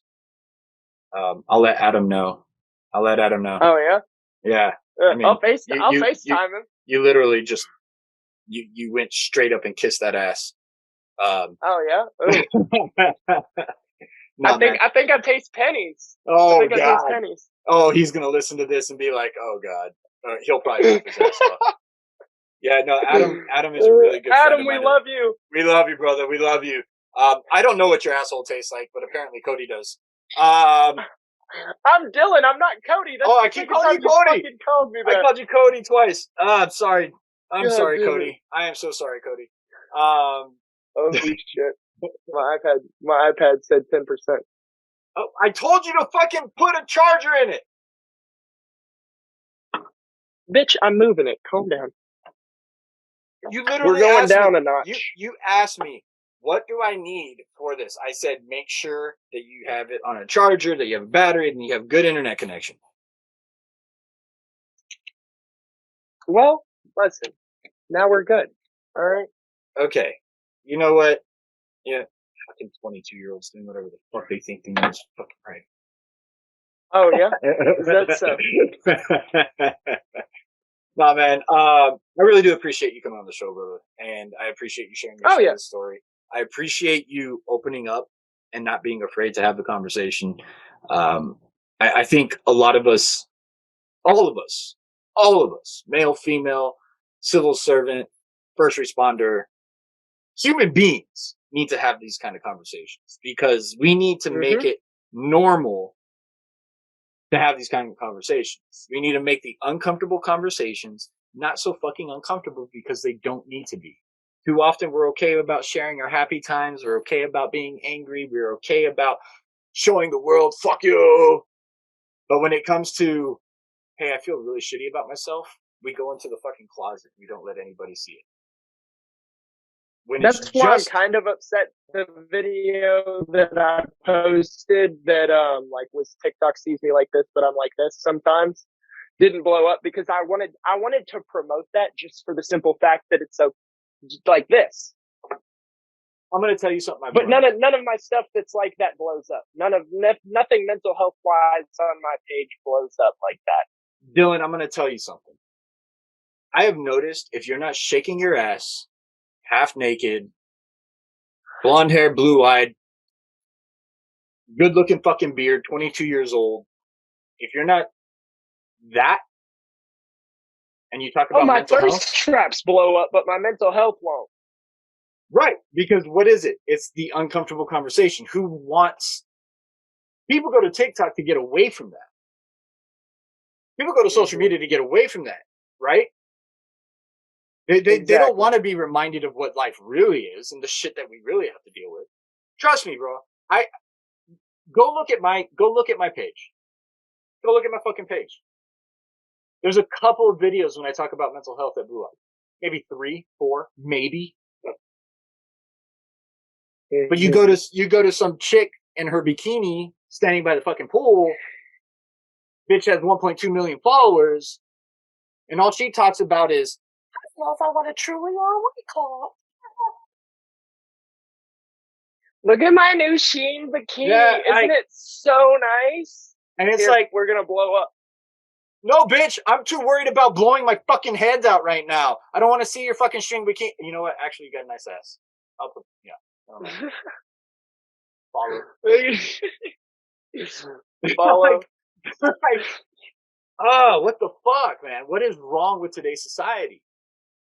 Why is that stuff? Everybody's sheltered. They can't have a conversation because they're too busy being keyboard warriors, telling people to kill themselves and projecting themselves onto other people. And that makes me fucking sick in their mom's basement. It's those people that are telling other people to kill themselves that are probably contemplating it themselves. I'm honestly going to be the most upset I've been in a while is, do you follow that army guy? Yeah. The one with the sink baby? Mm-hmm. The fact that somebody had the audacity to fucking say that, and I have no issues with the LGBTQ community, but that they said that the LGBT community was more important than his son, because his son's sick. That fucking... And Habitual Line Crosser's already said his comments. The page disappeared, but the fact that somebody has the audacity to fucking say that is probably sitting in their mom's fucking basement, doing nothing with their fucking life. The fact that somebody, I just can't fucking stand people. It's a double-edged sword for me, man. It goes back to the whole dick measuring contest, right? Mm-hmm. This issue is more important than this issue. Mm-hmm. That issue is more important than this issue. But really, who's right and who's wrong? Well, it depends on what side of the fucking aisle you're on. Why can't we all it's just the fact that people have the audacity to say what they fucking say. Exactly. Like, kill yourself. Look. You can have your opinion. That doesn't mean you need to fucking voice it all the goddamn time. If it is not constructive, if it is not constructive to building up your idea in a respectable, constructive way and what you believe and support, if it does not build that up in a respectable, constructive way, why the fuck say it? If it just makes what you support look bad by saying some shit like that, you're going to lose support for what you believe in. You can believe that LGBT community is very, very important and still show support by not saying stupid shit like that, by not having a dick measuring contest. Mm-hmm. You can, but as soon as you open your mouth to say something stupid, you actually make the thing that you support look worse than what it is. Mm-hmm. You had a chance to be somebody that supports the LGBT community and say, hey, I'm with the LGBT community. I'm so sorry for what your son is going through. Know that you have our support. But instead, people choose hate over love. And by doing that, how many more people could they have gained in their whatever, their mission, their support that they're trying to grow? How many more people could they have grown support by saying something like that than instead of saying what they did? I mean, really. How much more support could you have gained by showing love than by being fucking hateful and spiteful? And that goes for everybody and anything that you choose to support or go for. Mm-hmm. Anything and everybody. You can be the change you want to see in the world. You can make sure that the world doesn't dictate how you want to see that change. You can be that. As a human being, you can be that. Why are you not doing it? Why are you spreading hate when your whole mission is to gain support and love? It makes no sense to me. None. Whatsoever. This is going way off. You got me going on my soapbox. Fuck Dylan. Fucking Dylan, Cody. I'm gonna start calling you Cody Dylan. Cody Dylan? No. I don't like it. You thought about it. I respect the fact that you thought about it for a second. It was an automatic no. I respect it. Okay, Dylan. I had to switch it both ways. I had to look at the options, and I was like, no. Oh, so you switch both ways. Gotcha. So we're gonna go ahead and move forward. Sorry, man. We're gonna move forward, brother. But before we do, again, I want to say thank you. I want to say, brother, for being a 22-year-old man, and I know I keep saying it, for being a 22-year-old man and coming on here, sharing your ideas, being open, being honest, allowing me to dog on you a little bit, you dogging on me a little bit. Cody, man, thank you so much for jumping in. Oh, kidding. I'm Dylan, you bald motherfucker. I said I did it on purpose. But seriously, thank you so much. You look like the Warhead Man. Hey, he's kind of sexy, bro. And hey, I just want to say, if I look like the Warhead Man, there's a lot of people that put me in their mouth. Anyway, fuck,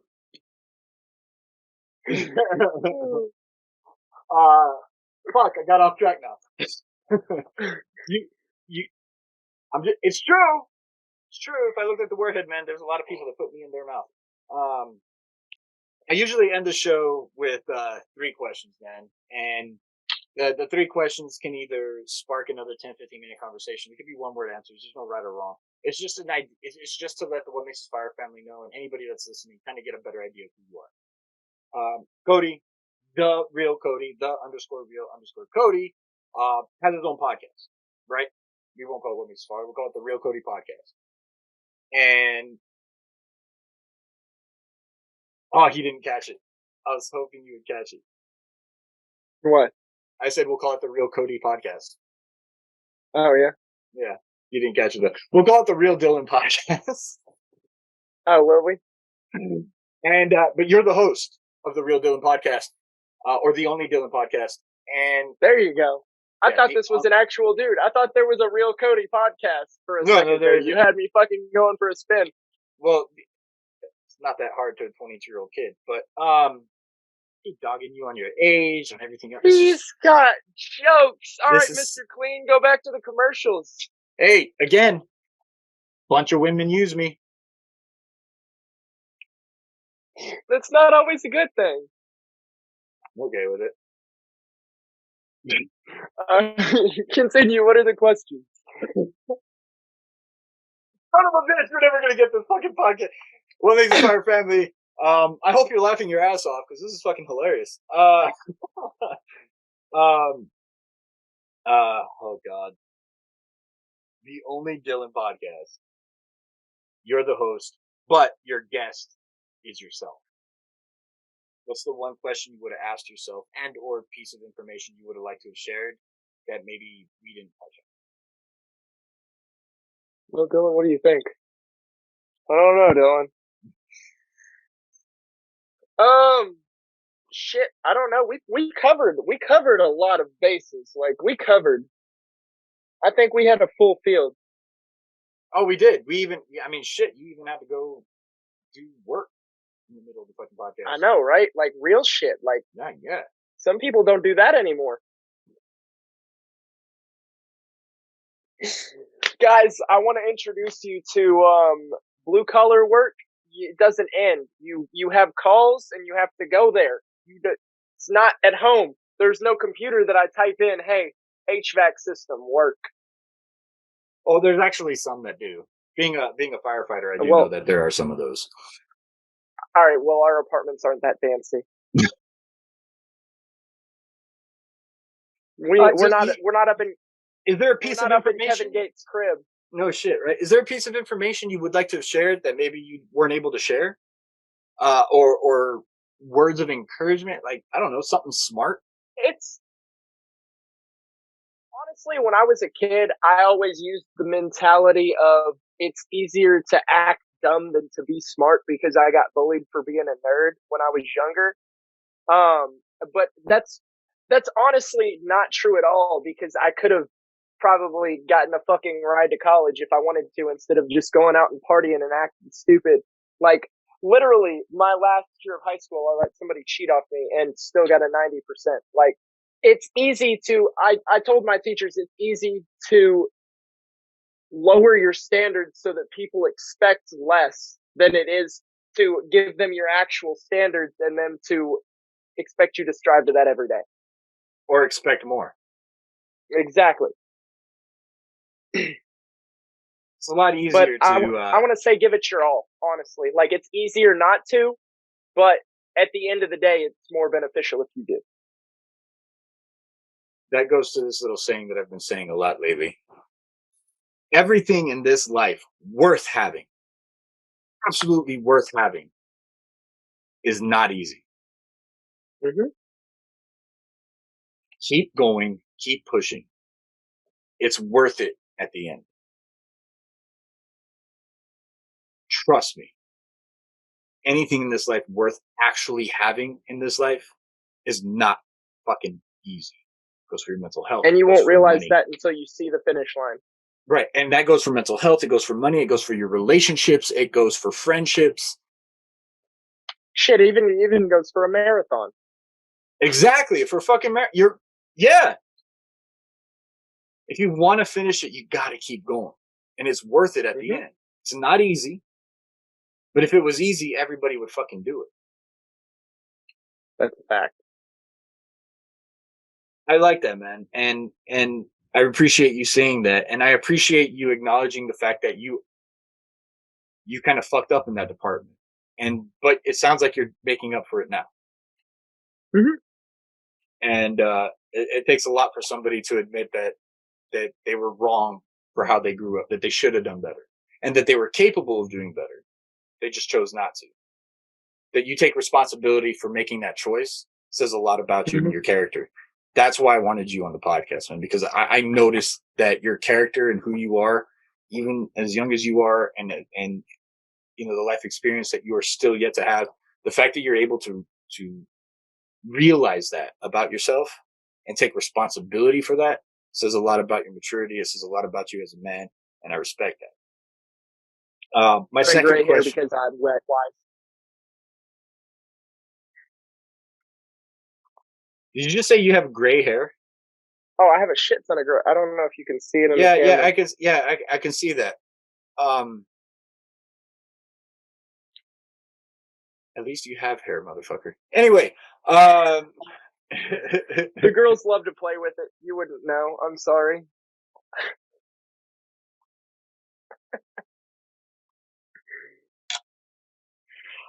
I hate you. Oh. Oh yeah. You got me there. You got me on that one. But you know what? I've never heard a girl like if the carpet matches the drapes. I've never heard a girl actually liking rubbing bushes. Hey, it's okay. You can be friends with that girl on TikTok that said if your kink is pulling hair, don't talk to me. And then the guy grabs the plunger and just goes like that. I mean, if it's her kink, it's her kink, man. I'm gonna do what I gotta do. My second question. Fuck, we keep doing this to each other. Do you have any questions for me, man? Very simple, very easy. If you have a question for me, I'll answer it as honestly as long as it doesn't have to deal with anybody else that I can't talk about without their permission. Mm-hmm. I'm an open book, man. You can ask me whatever you want. What made you start the What Makes Us Fire Foundation? I feel like that's a good question. It is a good question for somebody that has no idea what the What Makes Us Fire Foundation is about.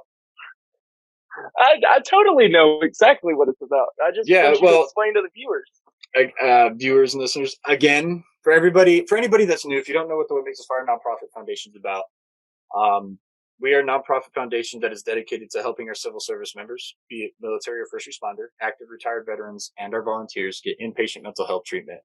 The way we do that is we make sure finances are not a deciding factor on whether or not they go and get that help that they're seeking. Too often, somebody finally has the courage to start looking for that help. And when they find a place that looks like it might help them, realize very quickly that money, as simple of a thing as it fucking is, can destroy your dreams and hopes of going to get better because you can't afford it. More than just actual treatment, but you can't afford to miss work. You can't afford to not work that extra job or that overtime because you need that money to support yourself and your family. The nonprofit was created to make sure that that aspect of going and seeking help is completely eliminated from the brothers and sisters that are looking for it. The reason being is because I had to make that choice. And you want to talk about feeling defeated when you already felt like shit and defeated already? Having this hope that you found somewhere that you're going to be able to get better, not only for yourself, but for your family. They'll stop seeing you in this horrible state of mind. You'll stop thinking about killing yourself. Like all this hopes that this treatment can possibly bring to you, only to realize that you can't afford to go monetarily. That's shitty. You want to talk about feeling fucking defeated when you already feel like shit? Yeah, I know that feeling. And the reason why I created a nonprofit specifically for that is because I don't want anybody else to feel what I felt. Because that feeling literally almost killed me. I almost allowed it to kill me. And I was blessed enough to have people in my corner to not get me to that point. But I literally was finger on the trigger close. And I don't want other brothers and sisters that have been in the service that have dedicated a portion of their lives to helping something bigger than what they are to have to feel that. So that's why the nonprofit was created. We're creating a peer support network. We're creating a mentorship program. We're creating a motivational speaking program, all of which are designed to help people start the conversation, to kill the stigma of talking about mental health, to give people hope that they possibly didn't feel before. That's what the nonprofit's about. And that's why I started. Okay. I appreciate you asking, man. It kind of gave me a little bit of a plug, but it kind of you helped me remember why I did this. And I appreciate you asking that question, because sometimes I get in my head and I feel defeated when the nonprofit's not picking up enough or fast enough. I get in my head like, am I doing the right thing? Am I doing it well enough? It's not growing at the pace I thought it would. It's going to grow. It's going to take time, but you started it for a reason. Stick with that. Exactly. And so I appreciate the question. My last question to you, brother, is a little bit difficult.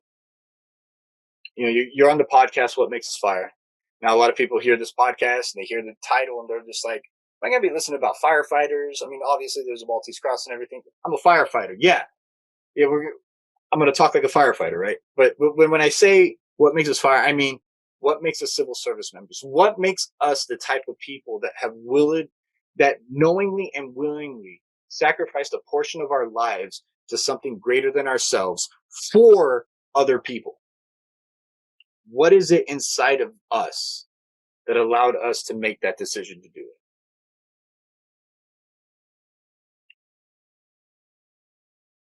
Like the decision to sign that endless contract? The decision to sign the 4-year contract, the endless contract, to be a civil service member, to be a first responder.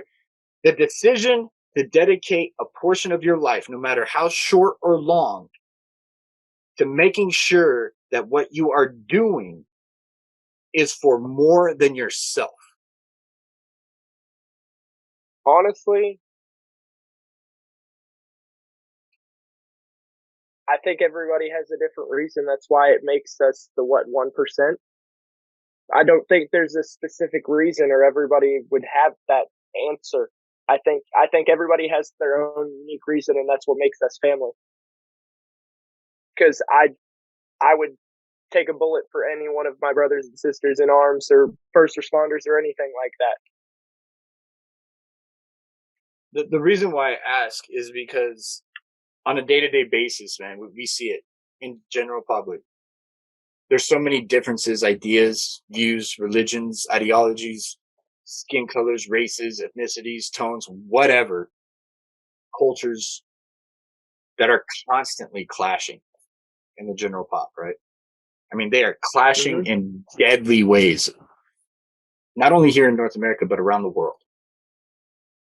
But when you get into that civil service realm, right? When you make that step and you sign that dotted line and you make that decision to serve, that diversity is just as equivalent to the general population.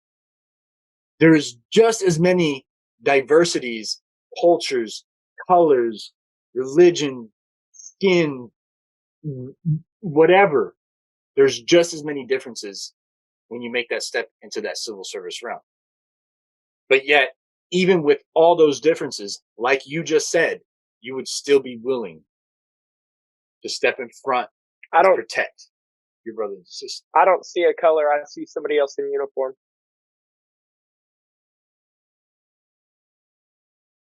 It's a damn good answer, bro. It's a damn good answer. I mean, it's the truth. Are you gonna sit here and talk shit about Joe Smo that might have your back on the front line? Like, homeboy might be the one trying to save your life. Do you want him to be the person that just because you don't like somebody? Like, and it gets into like, people have their own views and ideologies, but like, why hate somebody just because of the color of their skin? They wear the same exact uniform as you. They put their pants on the exact same way. Newsflash, every single one of us are human beings. Break it down to the basic bare knuckles minimum. We are all human beings. Unless the whole lizard theory is true and we're run by alien lizards, we're all human beings.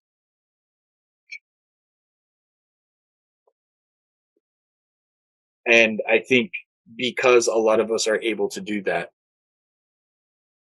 to break it down to that human being level, that's what allows us to do the job. To serve more than for ourselves, but hopefully for the betterment of everybody. I think that's what it is we're able to break it down to the human level. But, well, Dylan, man, I'm going to go ahead and end it with that, brother. I want to say thank you for coming on the show. Thank you for sharing. Thank you for busting my balls, man, just as much as I've been busting yours. It's actually refreshing.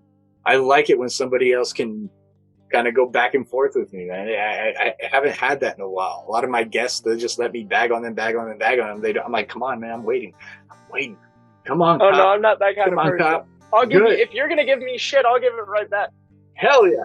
That's what I love, man. And this is something about the civil service as well. If you guys don't know, General Pop, if we're not bagging on you, if we're not making fun of you, if you tell us the one thing that bothers you and then we literally do that one thing all the time, it's because we like you. Then we don't like you. No, it's because we like you that we keep bagging on you. Now, if you don't do it, we don't like you. Yeah, we don't like it. If you don't hear from us, if we're not talking to you, if we're not making fun of you, if we're not damn near bringing you to tears because you're so fucking frustrated and tired of the jokes, it's probably because we don't like you. And if we're not talking to you, this is true. You need to go find another union, another crew, find another job in civil service. Step your game up, start joking around. Yeah, or step your game up. Yeah, or step your game up, start joking around, give the shit back. That's why they're doing it. It's weird. I know people are like, what are you talking about damn near making them cry? Trust me, if they're not damn near crying, it's probably because we don't like them. Just saying. This is true. All right, man. Where can everybody find you? Where can they find you on social media? Are you just on TikTok, or do you want them following you somewhere else? No, my TikTok has all my links. I'm 843.dyll on Instagram. I tried The Only Dylan on Instagram, but some dude that hasn't posted in like 4 years has the username, so I can't have it. Try the And only I can't change my TikTok name. Try The Only Cody. The Only Cody? Just try that one. Wow. You should try Mr. Clean from Wish. Mr. Clean from Wish. Hey, sometimes from Wish, it actually arrives bigger than what you thought. Just saying. Oh, yeah? Yeah. Bigger doesn't always mean better. Yeah, most of the times it's smaller. Oh, see, yeah, I once heard from a girl that it's not the size of the ship or the motion of the ocean. It's that the captain can stay in the boat long enough for everybody else to get off. Yeah, it's not the size of the ship or the motion of the ocean. It still takes a really long time to get to England in a dinghy. Oh. Rocking a dinghy? I'm rocking like that Vienna sausage, my guy. I mean, everybody's gonna get wet. Doesn't necessarily mean you're gonna get there.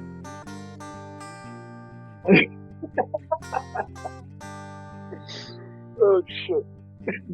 Anyway, man, y'all go follow The Real Dylan on TikTok. The Only Dylan. Sorry, The Only Dylan. I can't know. Sorry. The_only_ Dylan on TikTok. There you'll be able to find his links to all his other social media. This kid has definitely got something going for him. He's smart, kind of, but he's definitely beyond his years when it comes to talking about the things that need to be talked about. And his videos. And Josh just wishes he had a beard as good as mine. I can't have a beard. I'm a firefighter. I actually run into burning buildings instead of trying to fix the ACs that keep I'm sorry. I'm burning gonna up. go do cowboy shit. The ACs that keep burning up, you know, the ones you're supposed to be fixing. Yeah, we're the ones that go put them out. It's keeping y'all. It's job security. Yeah. Someone like you not knowing how to do their job security. Got it. Anyway, brother, man, seriously, thank you so much for coming on the show. What Makes Us Fire Family again? _only_ Dylan. With a Y, not an I. I never knew there was. Oh, DILL. Yeah, DYLAN. Yeah, that's true. Go follow him. Give him a like. If you like what he has, become the only Dylan family. What Makes Us Fire Family? You guys have fun. Stay safe. Show some love and peace out in the world. You never know who's going to need it. You never know if you're going to be the only one to make a difference. And being that difference feels fucking amazing. Be the change you want to see in the world. Don't let the world dictate how you want to see that change. Just be better. And I said it before when I was talking to Cody over here. Sorry, Dylan. Nothing in this life fucking guy. Nothing in this life worth having is easy. Keep going. It's worth it.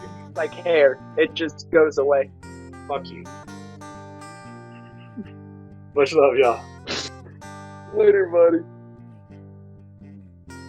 All right, What Makes Us Fire Family. That was Dylan, not Cody. Yeah, I know. I screwed it up a few times.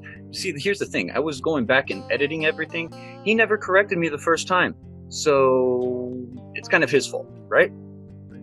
I'm going to stick with it. Anyway, I want to thank him for coming on the show again. I want to say, man, it was great having you.